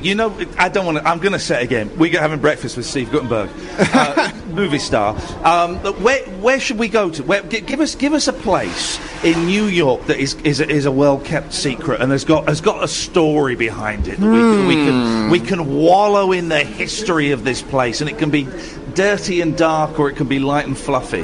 Wow. Okay, so I would say that this is it's a little bit out of the way, and it's in Upper Manhattan. Yeah. The home of Alexander Hamilton. Okay. Called Hamilton Grange. I'm in. It's a beautiful old. It was built. I think it was built it was just built a couple years before he was killed by our vice president, Aaron Burr. But what's interesting about it is, it's a nice little house. You learn a lot of history, and it's in a park. Yeah. The actual house has moved like 2 or 3 times because the land has changed. When Alexander Hamilton built this home, he owned the whole area. Yeah. The neighborhood actually is called Hamilton Heights because it's named for this area this estate that he had. Yeah. But the city has changed, so the house got kind of literally picked up and moved. But I thought, hang on a minute, I thought you mean the boundary had moved. They picked up the house, yes, and shifted it. So 4 or 5 years ago, so the house for the longest time was like literally crushed between like these like apartment buildings and like a church. Yeah. I mean, it was ridiculous. It just looked like an overstuffed bookshelf. Yeah. So 4 or 5 years ago, they did this marvelous thing where they literally it was like getting a slice of cake. They took it and they raised it up, and then it took them over a year, maybe even longer, to move it 2 blocks because it's a whole house. So that's just one thing because I'm a big Hamilton buff also, but to see the house, that's incredible, and to be like, man. Oh, it literally didn't sit here. It's like this. It's a historic landmark, but it didn't sit here. Yeah. For like 5 years ago. So just in terms of just breathtaking touristy things, but I actually don't think are like in the top 5 things that people do. Yeah. Go to the promenade. Go to the Brooklyn Promenade. Okay.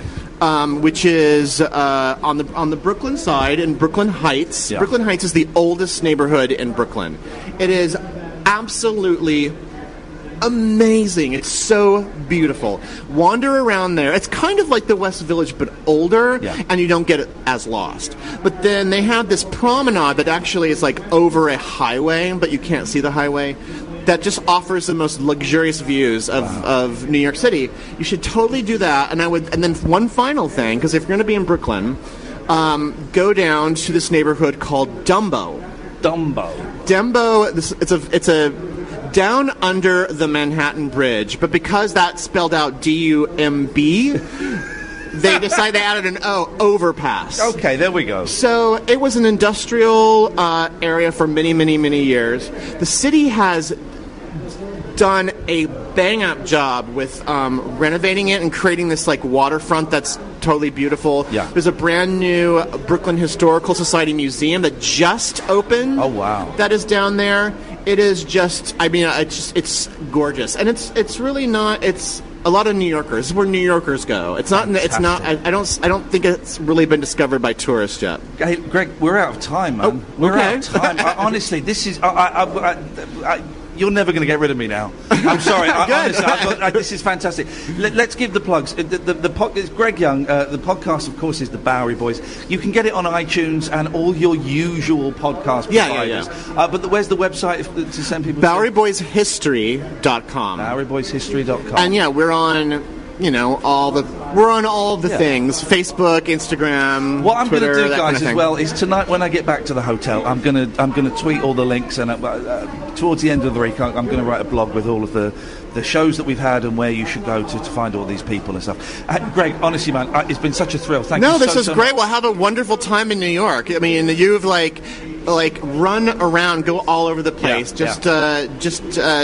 take some risks. It's a safe city. People are friendly. This is the thing. We've only got 30, but everyone has been so nice. Everyone has been incredible. Just don't talk to people on the subway. Okay. But on the street, yeah, people will be nice if you ask for directions. Greg, thank you very much, mate. So thank nice you. Dear listener, apologies to Paul and Alan. I know we had a few other callers and I was touting for calls, but we just kind of got caught up with things. So I apologise. Ed, if you can make a list of those people that called up, and at the top of the show tomorrow, we shall call them first thing, whether they want to be called or not. We'll get them on.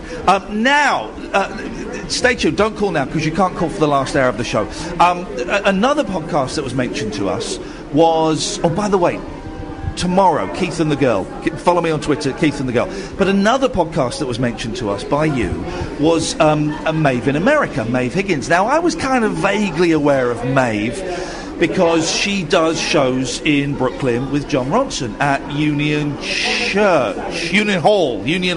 I always want to say Union Chapel, but that's in London. And we're hopefully going to go and see that Wednesday night. That's the plan if we can make it work. So I was kind of aware of her, but I'd never listened to the podcast, and it's brilliant. Again, it's one of those things. It's for me a good show, a good radio show, a good podcast, a good TV show is about stories, and her show is packed full of stories. That's why the Bowery Boys is so good. It's stories, it's a really good story. That's why this show, when it works well, it's when you're sharing your stories.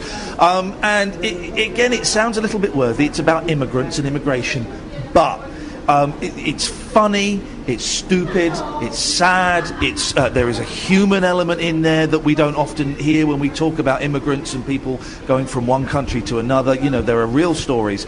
And we got to meet her this morning. We had breakfast with her, a lot of breakfast dates. And after the news at midnight, you're going to hear us talking to Maeve Higgins. Talk Radio. So what you're going to hear is me and Catherine hanging out with the fantastic Maeve Higgins this morning in Brooklyn. I hope you enjoy it. She was such a delight and so funny, and her podcast is just wonderful. This is Late Nights with Iain Lee on Talk Radio. Across the UK, online and on DAB. He has made a covenant with the night, and with the darkness he is in agreement. Uncut, after-hours conversation for the up-all-night generation. Late Night Iain Lee on Talk Radio. We have ways of making you talk. It's 10 to 8 on Monday morning, day one proper. And it's boiling. We've arrived in New York. We're just leaving the hotel. We've arrived in New York in the middle of a heat wave. It is going to get close to 100 degrees old money. What's that in new money? Like 12 or something? Today. And because we're out all day, me and Kath are carrying... Well, I am carrying the heaviest... bags, because I'm having to carry the whole studio. Kath, you're just bringing like a clutch bag. What are you talking about? This is just strategically packed. This has got everything in it. Like Mary Poppins' bag? It's this, so it's actually quite... It's true. Her gas bag is full of extension leads. How glamorous. Anyway, so it's day one proper. Yesterday didn't count at all. It seems a blur. We are off to a place called Dizzy's to meet Maeve Higgins, who does the brilliant... If we go on this corner and see if we can get a cab... Who does the brilliant Maeve in America podcast. She also does a live show with John Ronson, which we're hoping to catch on... that's Wednesday, isn't it? I'm thinking Thursday, but I've got it all written down. I think it's Wednesday. I think Imani Koppel is potentially Thursday. Oh, we just missed a cab. I'm not very good. Here we go. Come with me. I'm not very good at hailing cabs. Taxi! Thank you. Good morning, taxi. Catherine, you get in that side. I'm going to get in this side. We are packed. Oh, full of stuff. Right. Yep. Good morning, sir. It's hot, isn't it? Yep. We are going to Dizzy's on 511 9th Street, please. 9th Street. 9th Street or 9th Avenue? 511 9th Street, please. In Brooklyn, it says. Oh, okay. Is that okay? Yeah, you say 511 9th Street, right? Yeah, 511 9th Street is the address we have. Does that make sense? Okay. Perfect, thank you. I don't understand the streets. I think it's because it's Brooklyn, right? So. Oh man, we're in New York City. Well, we have crossed over the Brooklyn Bridge. We are in Brooklyn, and Katherine is going to reel off a list of names of famous people that were born here. Woody Allen, Mel Brooks, Phil Silvers, Neil Simon. You don't know who Neil Simon is, so don't say it like that, because when we just talked about this when I wasn't recording, you went, it said Neil Simon, but that can't be right, can it? I have no idea what you're talking about. Neil Simon wrote many, many Broadway shows, many, too many movies to mention. Mention one. This isn't... You don't know either. No, I know... Okay, I can't name any Neil Simon. And the thing is, there'll be people listening to this going, oh, come on, he did this. He's done really famous stuff that's part of the popular cultural psyche. But... at least I know who he was. You thought it was confusing Neil Diamond with Paul Simon. Well, Neil Diamond also is from Brooklyn. And then you reckon you have a list of other people who were probably born in Brooklyn. Paul Simon, Arthur Garfunkel, Barbara Streisand. Are you sure? I am... Well, listen. Are you basing this entirely on the fact that they talk like that? They talk like that. Listen, if we are the mainstream media... If we say something's true, it's true. Barbara Streisand was born in Brooklyn in 1943, June the 13th, just 4 days after my birthday, but several years before. That is almost definitely fake news. We're there. Ugh. These bags. Thank you. There we go, Dizzy's. Is Dizzy's open? That's the question. This is amazing. Absolutely amazing. It is the clearest sky, superb weather, and I need coffee, Kath. I can't hang around recording and filming. I need coffee. Please be open. Please be open. Please be open. Please be open. We're open. We're going in. Maeve Higgins has joined us. Hello, Maeve. Hi. Good to see you, Ian. It's weird seeing you because we've been listening to your podcast, Maeve in America, a lot. When we realised we were going to come to New York, I kind of said to my listeners, right, we want to meet people, creative people. Can you recommend some podcasts? And we had about half a dozen said, oh, you've got to get Maeve on. Maeve in America is brilliant. And it is brilliant. Thank you. How did you... tell for those who haven't heard it, and you can get it on iTunes and all the usual places, and we'll plug websites and stuff. What is it? How did you come up with it? Well, it's a podcast about immigration, but it's funny. Yeah. So I moved here. I'm a comedian, and I moved here 3 years ago. And I was kind of always, drawn to other immigrants. And you can hear from my accent, I'm German. So I could see, you by your face, you were like, she's going to make a joke. Sometimes I pretend I'm Texan, I'm from Texas. And do Americans get it's an Irish accent? Because I've had, that I'm from Manchester or Liverpool. I've had Australian a few times as well when I've been in the States. Really? Yeah. No, people are usually think I'm English or Irish. Okay. Yeah, and that's fine, I say sure. Yeah. I don't care. But I think that so I started to talk to all these other immigrants and realize how different my story is to theirs. Because I was able to get this visa, this O1 visa, alien of extraordinary ability. Extraordinary ability? That sounds like a superhero. It sounds filthy. But it's actually I guess it's maybe the one you would qualify for too. Yeah. You have to say only it's an artist visa. So there's another version, the O1B, which I think is for athletes. But when I'm going through airport, when I'm going through the customs and border in, they're never which athlete are you? They're always okay, are you a writer? I'm folded over yes, I'm a writer.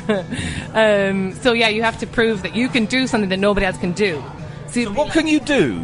And no one else can do. Well, here's the crux of it. I had friends who work, they do voices in Bob's Burgers, and they wrote to the government for me, and they said, she's awesome, she's the only one of her kind, we love her. So you need to get 12 letters from fancy people saying that only you can do what you do. So I guess only I can do my version of comedy. Only I can do, my intensely erotic table dancing that I do.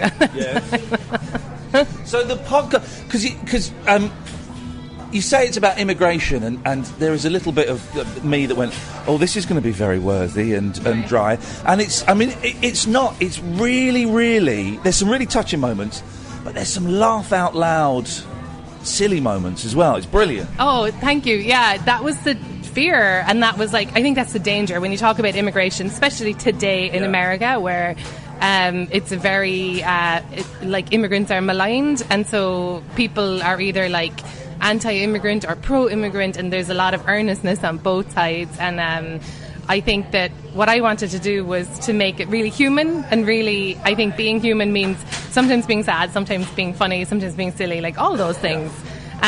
So each episode I talk to a different immigrant from a different country, and I just get into their lives. So it's not I had a Syrian refugee on, Mohammed Zaza. He just goes by Zaza because there's 500 Mohammeds in his company. So he's if someone's Mohammed, everyone's yeah.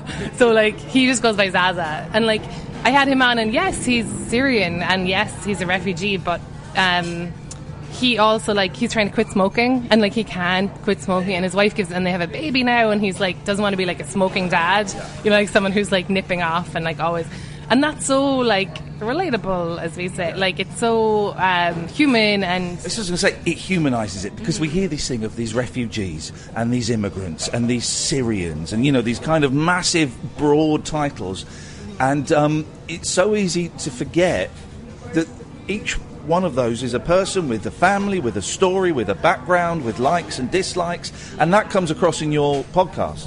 Yeah, I mean, you're right. We do hear these big broad things, and it's kind of you hear refugee and you have this image in your mind. And also, I have to say, I guess in the UK too, but definitely in the US, we have a president at the moment who he campaigned against immigration, and it was a huge issue and not just refugees. I mean, he definitely doesn't like refugees, but against all immigration. H-1Bs are in danger. Those are the visas that you get when you're highly qualified, you're a graduate, and it's often tech visas.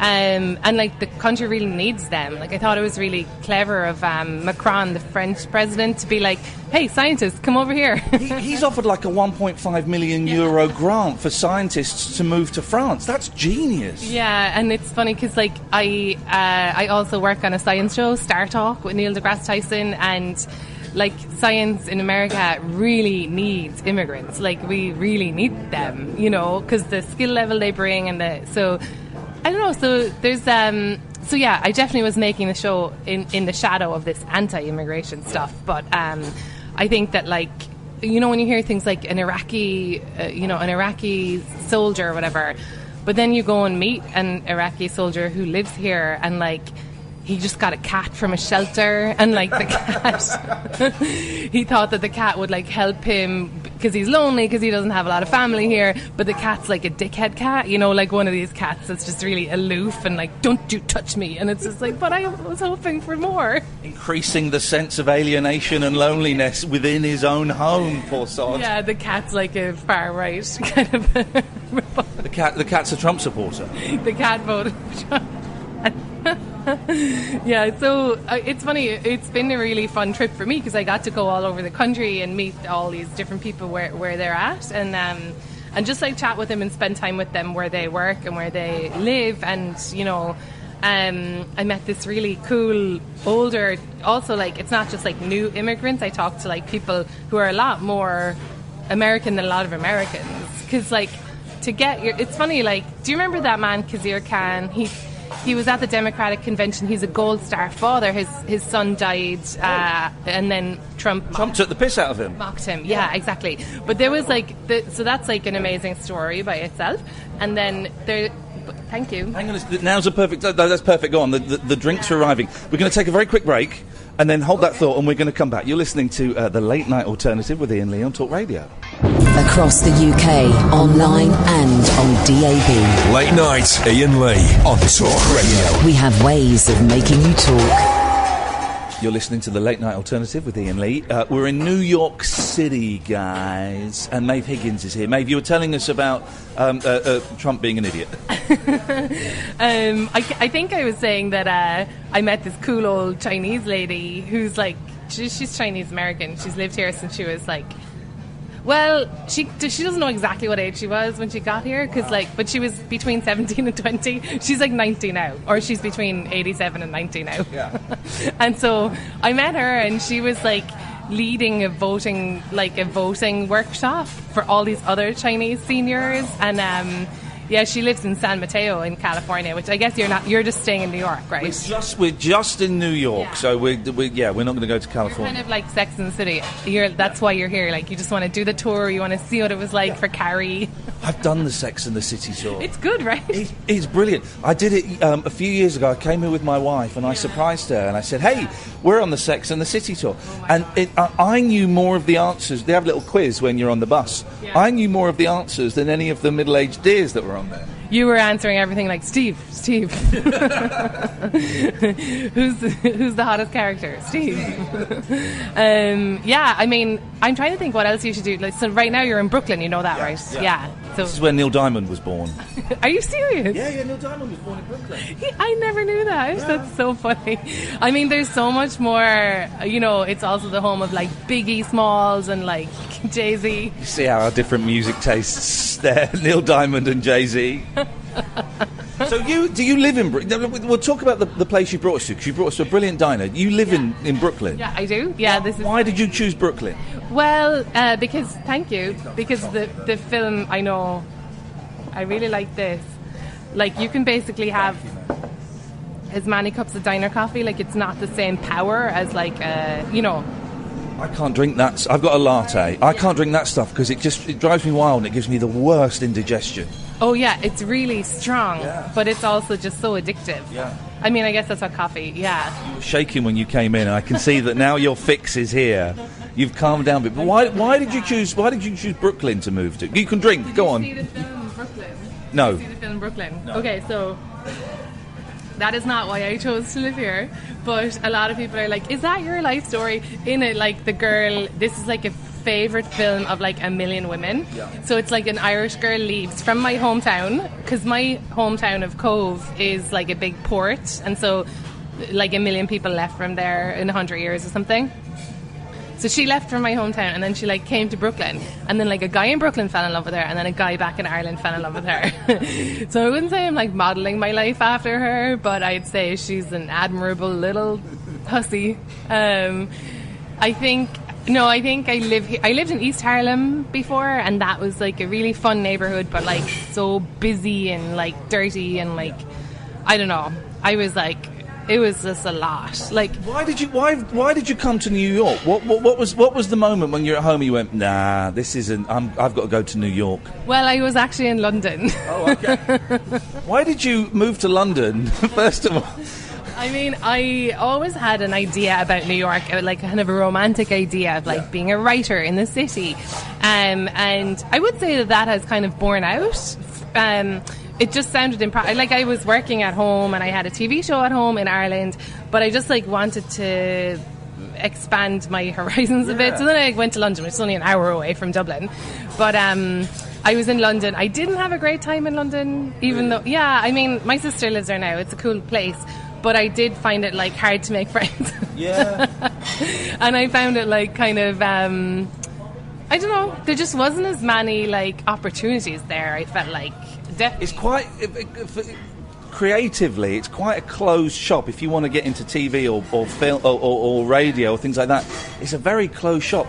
And it's lots of, I don't know what it's like in Ireland, but it's lots of 18-year-olds with very sharp haircuts telling grown-ups what to do. And I'm an old man, so when an 18-year-old says, right, but just so that you know, you can't swear on this and you can't, I kind of know the rules, guys. Yeah. I definitely hear what you're saying, and I would add to that there was also like a lot of like posh men in charge of things, and that's not my thing. Like, they don't get me, I don't get them. Like, I was just like, this isn't going to happen for me. So I definitely had some great times and some good career stuff happened for me there. But when I got a visa to come here, I was like, I'm just going to try it. Like I said, I tried for a year, and then I extended it for 3. So, yeah, and I just hear there's like a curiosity and there's like an openness in both work stuff and socially too. Like, people, like, it's a very ambitious city and it's very easy to like make connections if you are like, up for it. Yeah. Now, someone you've hooked up with that we've had on the show before, and I think hopefully we're going to speak to him later in the week, John Ronson, the fantastic John Ronson. Yeah, I should say in America, hooked up with means a different thing than in Britain. Have I implied that you are having relations? Yeah. Okay. Well, a person that despite my most valiant attempts, he will not submit to me. I met John Ronson when I was 15 years old, and he was managing a band called the Man from Del Monte, which were this brilliant Manchester band that never got as big as they should have done. And a very drunk 15... He was wearing a Monkeys T-shirt, and I'm obsessed with the Monkeys. And a very drunk 15-year-old me was going, give us your T-shirt, man. Come on, just give me a T-shirt, man. like a twat would do, But you're doing a show with John that hopefully we're going to try and come and see this week. What's that about? Yeah, so every month we do a show. We just became friends actually through Josie Long, who's a great comedian, and she introduced us. She was like, "Oh, you're both living there," and we had met before at a comedy festival in California. But your life is so glamorous. Well, I feel like he saw me bombing would be a more. Oh, no. He saw me bombing, but like he saw what I was trying to do, and so. Yeah, so we started to do the show where it was about being new in New York, because we were both new at the time, and we would basically pick out the most interesting people we could find and get them to do just 10 minutes on stage, and we would co-host it. And not stand. Was it stand-up or just telling their stories? Kind of whatever. Like we've had scientists, we've had like writers, artists. Anybody who's interesting can come and just do 10 minutes. Okay. And so we've had like cartoonists and stuff. And people whose stuff has happened to them, like this one lady who had like a brain hemorrhage, and so she came and told her story, and she like started to see every colour differently and stuff. Anyway, it's weird. John is really he likes his weird stuff. He finds everyone. And we had one of the cool ladies from the what's her name, Megan Phelps. So she was part of that church, who were the Westboro Baptist Church, who were famously...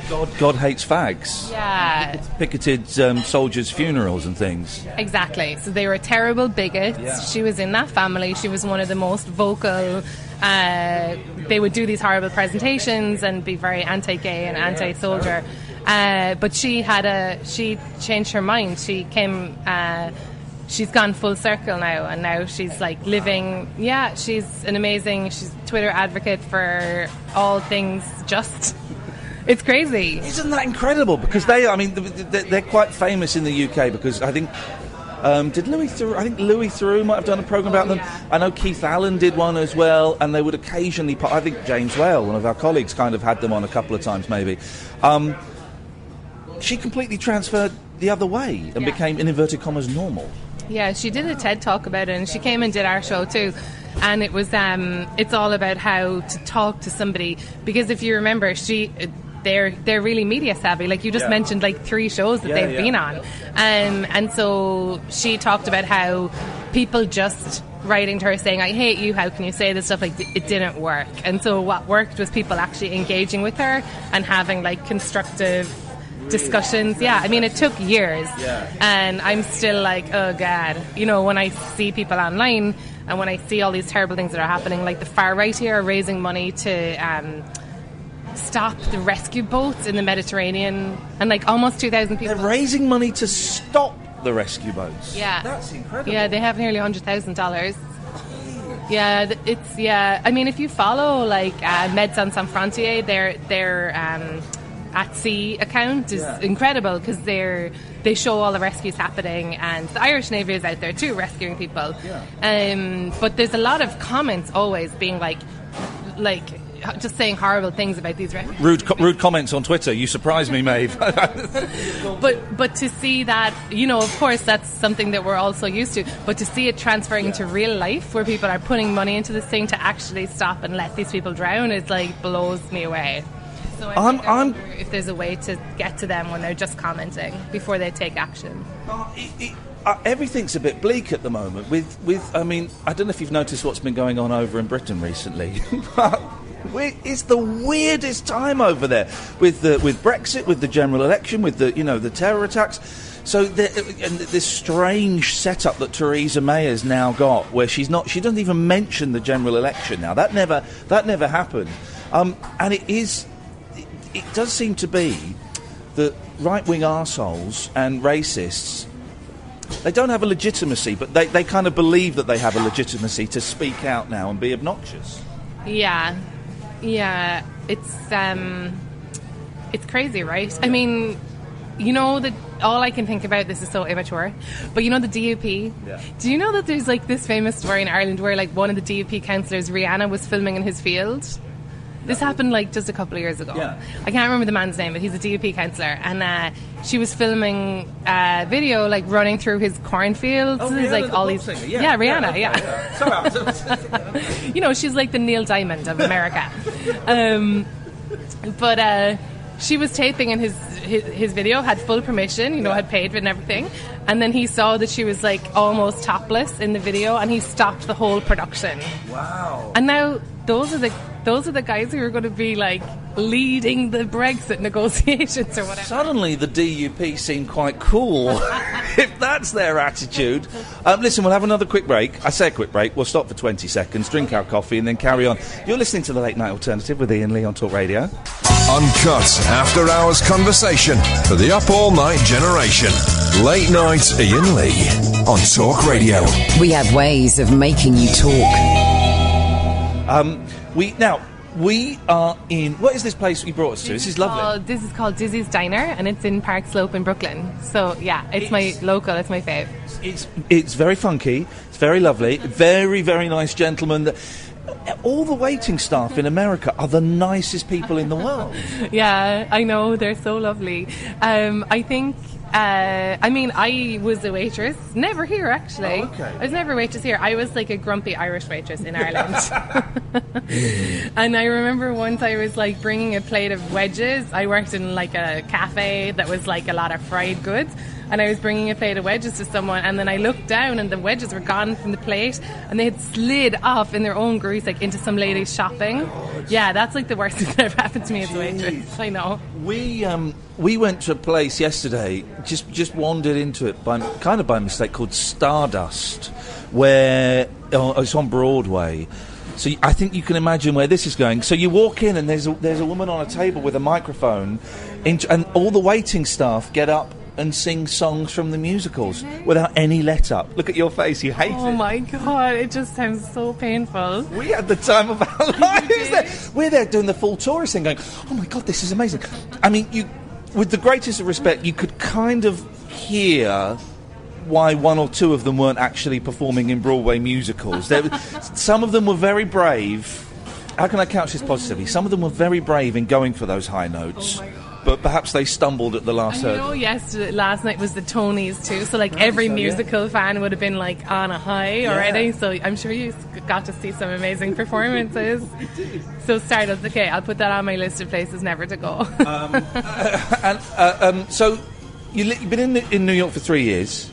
You're doing the podcast. Oh, yeah, the science podcast you do. Tell me about that. Oh, yeah. So it's called Star Talk, and I'm just a co-host on it. And so it's Neil deGrasse Tyson, who... He's famous, isn't he? He is. He's famous. Yeah, I mean, he's an extraordinary man. He presented Cosmos, the new version of Cosmos. He was, I think, taught by Carl Sagan. He also has this show called Star Talk, which is a science show with a comedian co-host, and it's kind of science and pop culture. Right. So they interview celebrities, sports stars, people like that, and talk about science in their life. And it's also a TV show on the National Geographic Channel, but it's been a podcast for 5 years. So my job on it is just to be I don't need to know anything about science. which is good. Which is good. It's my job to like ask questions and to just be curious, and so I get to meet all these cool people, like people who found like the biggest set of dinosaur bones in the world, or like, you know, I just did a show with Carolyn Porco, who worked on the Voyagers, you know, the tiniest, the man-made objects that are most far from Earth now. Like one of them has gone into outer space. Like, so I got to meet her, and she was telling me all about like Saturn's rings and like showing me photos. Not me personally, but like we did a show about it. It was about me.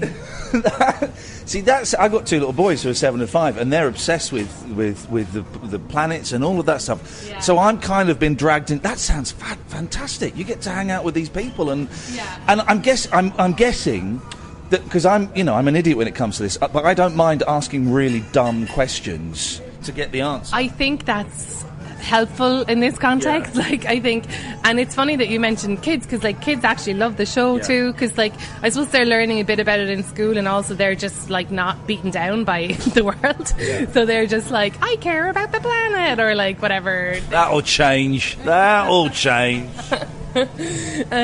yeah, so it does help to be like a Dumbo comedian who's just like, wait a second, why isn't Pluto a planet, or whatever. I mean, I try not to do that voice, but every now and then you just find yourself slipping into it.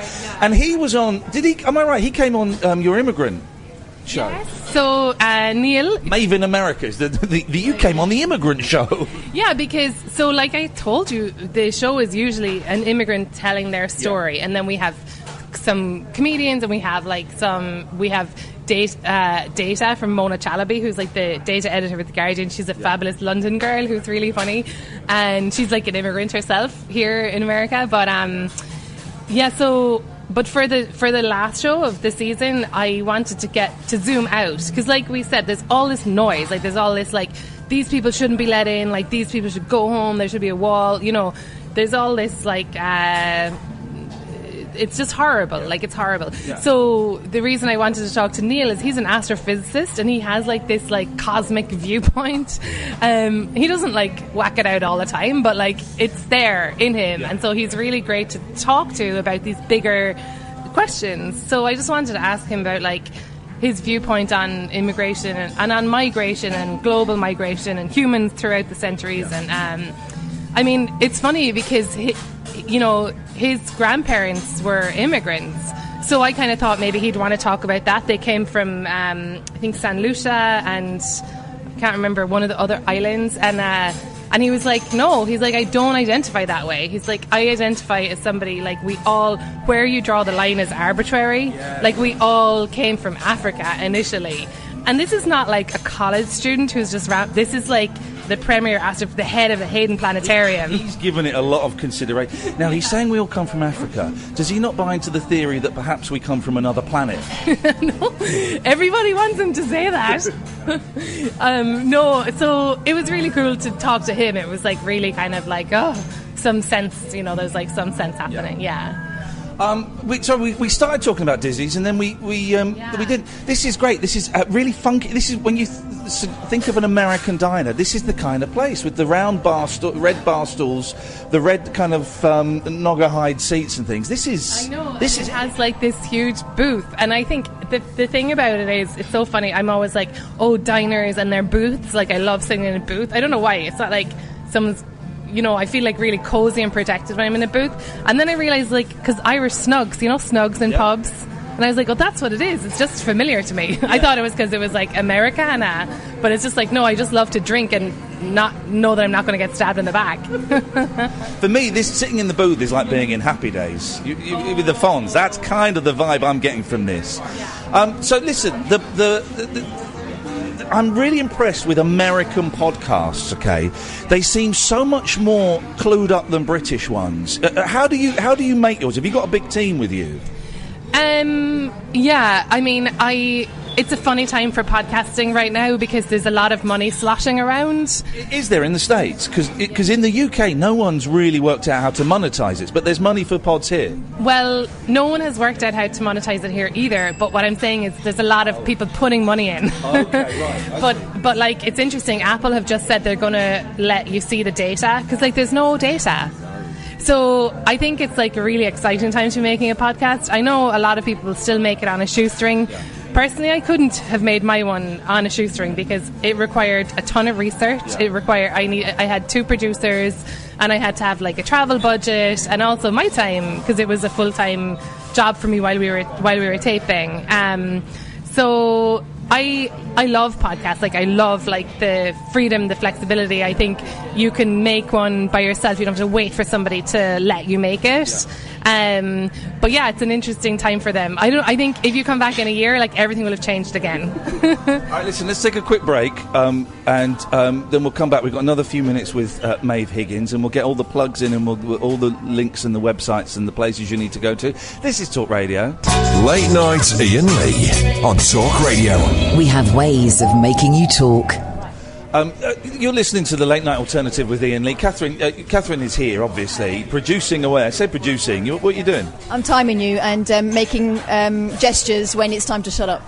Now, you've got a question for Maeve. Just do it now. I'm totally obsessed with your podcast, as you know, and I've been watching her, and I said when she came in, it's so nice to hear your voice coming out of your face. I know it's a weird thing to say, but when you meet someone who's been in your head for so long, it's amazing. You have a very specific question. We're taking questions from the production team. A very specific question about a particular episode of Maeve in America. Oh, God, right. Mona, your friend Mona, who is the data guru. She knows everything about figures, and the stuff she doesn't know she can kind of make up, right?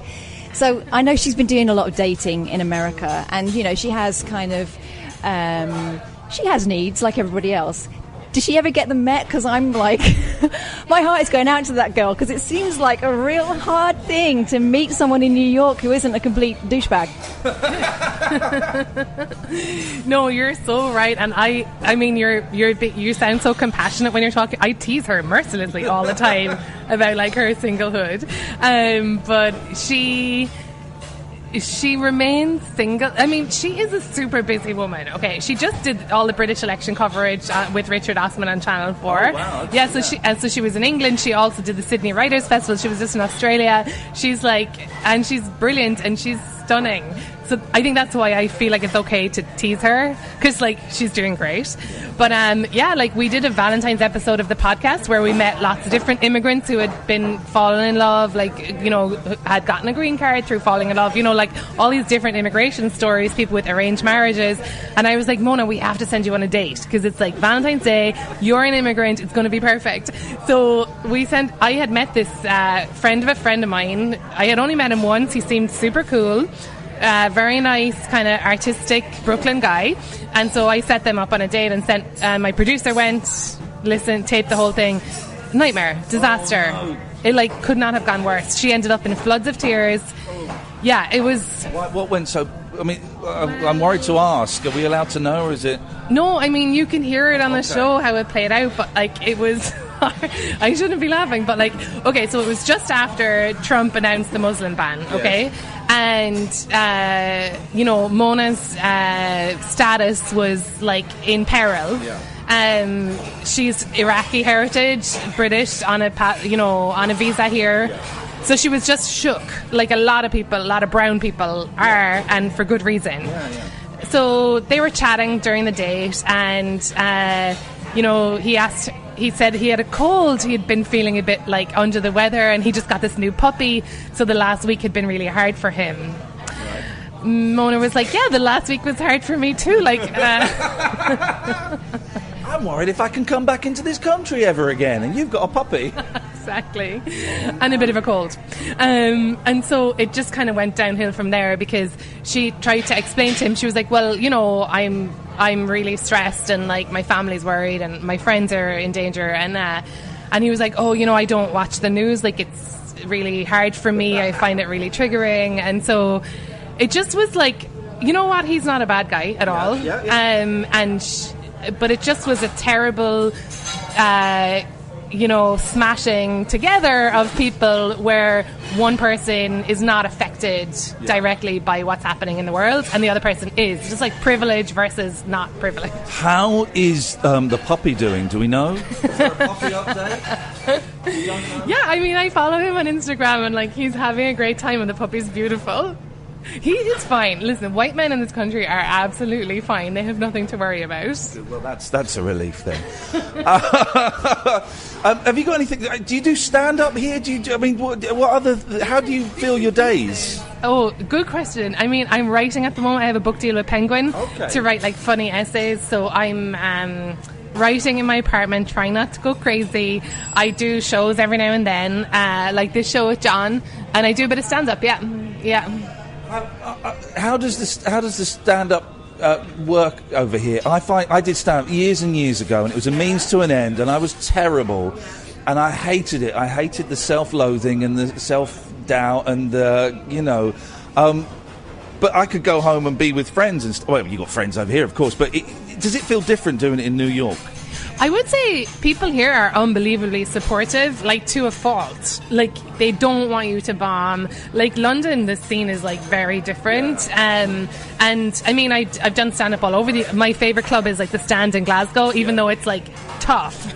But it's just, like, if you're doing it, you know how good you are if you do well in the Stand in Glasgow. It's the Stand in Glasgow, because we've been approached to do the rabbit hole at the Stand in Glasgow. Maybe we should pass on that. You should do it. It's fantastic. Really? Yeah, it's fantastic. Okay. Yeah. Okay. I mean, one time I went there and there was like a group of soldiers who were just back from Afghanistan, and that did not go well because I was like, "What's up with my cat? Oh, she stares at me." You know, like it was just, and they were like not interested in what I had to say. Can you pick one memorable person that you've met on doing the Maeve in America? The one that struck me was, I cannot remember his name. I think he was the Egyptian Jon Stewart. He was like a big kind of alternative comedian in inverted commas, star over there in satirical comedy, and it all got rather unpleasant, and he came over here. I can't remember what the gentleman's name was. Yeah, he's amazing. He is called the Egyptian Jon Stewart, he's hugely famous in Egypt. And I'm just, you know what's so crazy? I just have to check what his name is for sure. I wasn't going to say, but your phone has come out and you're looking. Bassem Youssef. There we go, Bassem Youssef. Bassem Youssef. Also, like I talked to Bassem Youssef. He's moved to LA now, and he's deeply handsome. I mean, I think that's why I couldn't remember his name, because his face stays in my mind. Well, that came across. Listen, he sounded handsome. He did sound dreamy. There's a certain confidence that like good-looking people have. That he's like got this steel grey hair and he's like bright blue eyes, and he's like so clever, and he's also like a little bit sad. That's the perfect combination. That's going to have chicks just melting at his feet. He's married, but anyway, so he is super smart, satirical comedian, like you said, was working in Egypt. He cannot do that anymore. Yeah. Like, Egypt is really shutting down to any kind of freedom of the press or satire or anything like that. And it's crazy to see that happening in real time, and I think we should be so watchful of that. As, you know, we live in, like, the UK, the US, like, we still have so much freedom, but we should look to our, like, you know, Mexico, Egypt, like, people are really hurting because they're, like, trying to express themselves and they can't, and that's so dangerous, you know. What's the plan? What's the long-term plan for Maeve Higgins? I mean, I'm going to try and break him up with his wife. Oh, I didn't mean that. I meant for you in terms of, you know, your life and stuff. You're going to move in there. That's going to happen. You can split them up. Yeah, that's my plan. I've just applied for another 3-year visa, so hopefully I will get that, I hope. And just like keep doing what I'm doing, finish my book, keep making the show, meet more immigrants, and just it's a fascinating time to live here, I think, you know, definitely. And watching it from afar, I don't know anything about American politics, but Trump is nuts, right? That seems obvious, but there are still people here that love him and support him, aren't there? Yeah, I mean, the reports are always that his base is solid. He has 82% approval rating among his base, and I think 38% with the rest of the country, which is historically low. So I don't know. And I mean, everyone talks about Trump, but like who I worry about are Steve Bannon and Steve Miller in his administration, who are so virulently racist and anti-immigration. And Steve Bannon is people are saying is President Bannon, that you know, he's kind of the mastermind, and he is. If you look into his, I didn't know anything about him, and I just kept hearing this name, so I googled him. Oh man alive, what an unpleasant person. Yeah, and I think that he has this, dark worldview, famously, and I just think it's going to really impact people's lives. Like, if they get to do what they're trying to do, which is, like, ban refugees from Muslim countries, then that's just so bad for the world, obviously. I mean, so he's the one that I'm watching, Miller too, and Sessions, because they're working away. Like, everyone can see Trump, he's on Twitter, he's blustering around, but, like, those guys are really working away every day, every minute they're working. We're going to come to the show on Wednesday with you and John Ronson. Do you know who's going to be there? What we can expect on Wednesday night? Yeah, we have. I know John is going to talk about like some bespoke porn that he's been reporting on, and that's really fascinating and weird. Bespoke porn. There you go. I think that's what he's going to talk about. I'm going to do some comedy. I think I'll do stand-up, and then a really funny guy called Gary Richardson, who's like a young Chicago comic, is on. He like makes me laugh so much. Like, he's like my favorite new person this year. And then, who else is going to be on? Oh, Michelle Buteau, who's really super funny too. And Joe Berkowitz, who's just written a book about puns. Oh, brilliant. And yeah, I think that's there's somebody else too that I just can't recall. But there's a top secret guest that will be announced on the evening, but it's going to be worth catching. Katy Perry. No. Okay, listen, it's been such a pleasure to talk to you. Thank you for bringing us here to Dizzy's. It's brilliant. I'm going to order breakfast now because I'm starving. Where should people go if they want to find all your bits and pieces? Where are the best places to go? Instagram is my favourite, yep. Maeve in America on Instagram. But I'm also on Twitter, Maeve Higgins, and then Maeve in America is the podcast. Okay. And that's literally like maeveinamerika.com. And it's Maeve.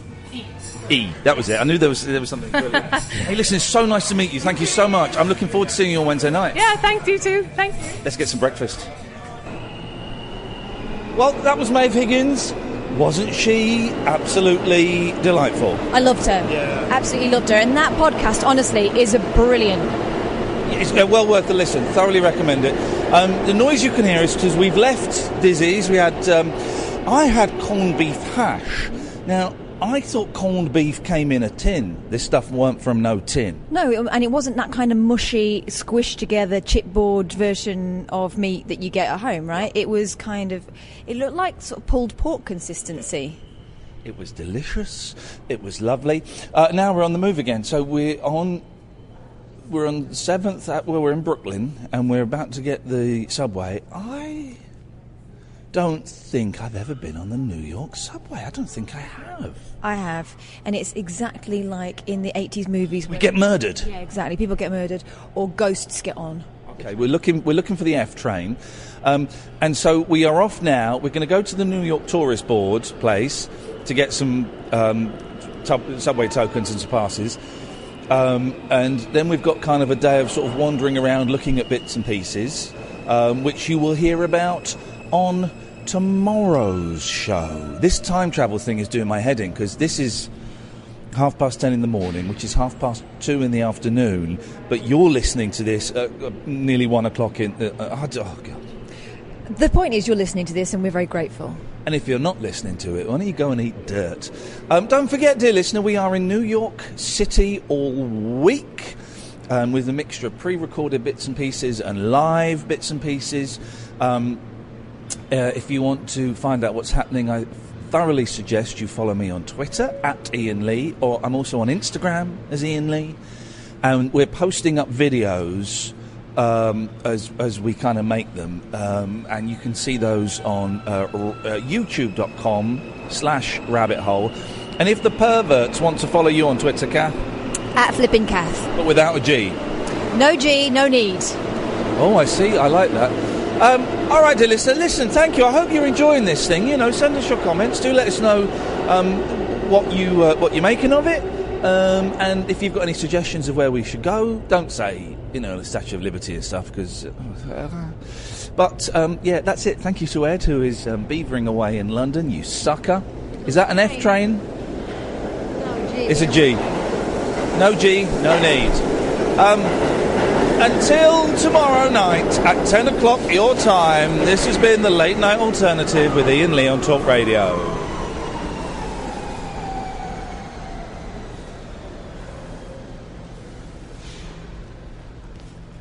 Talk Radio, the 21st century dream team of dialogue, debate and discourse. Talk Radio. Give it some lip.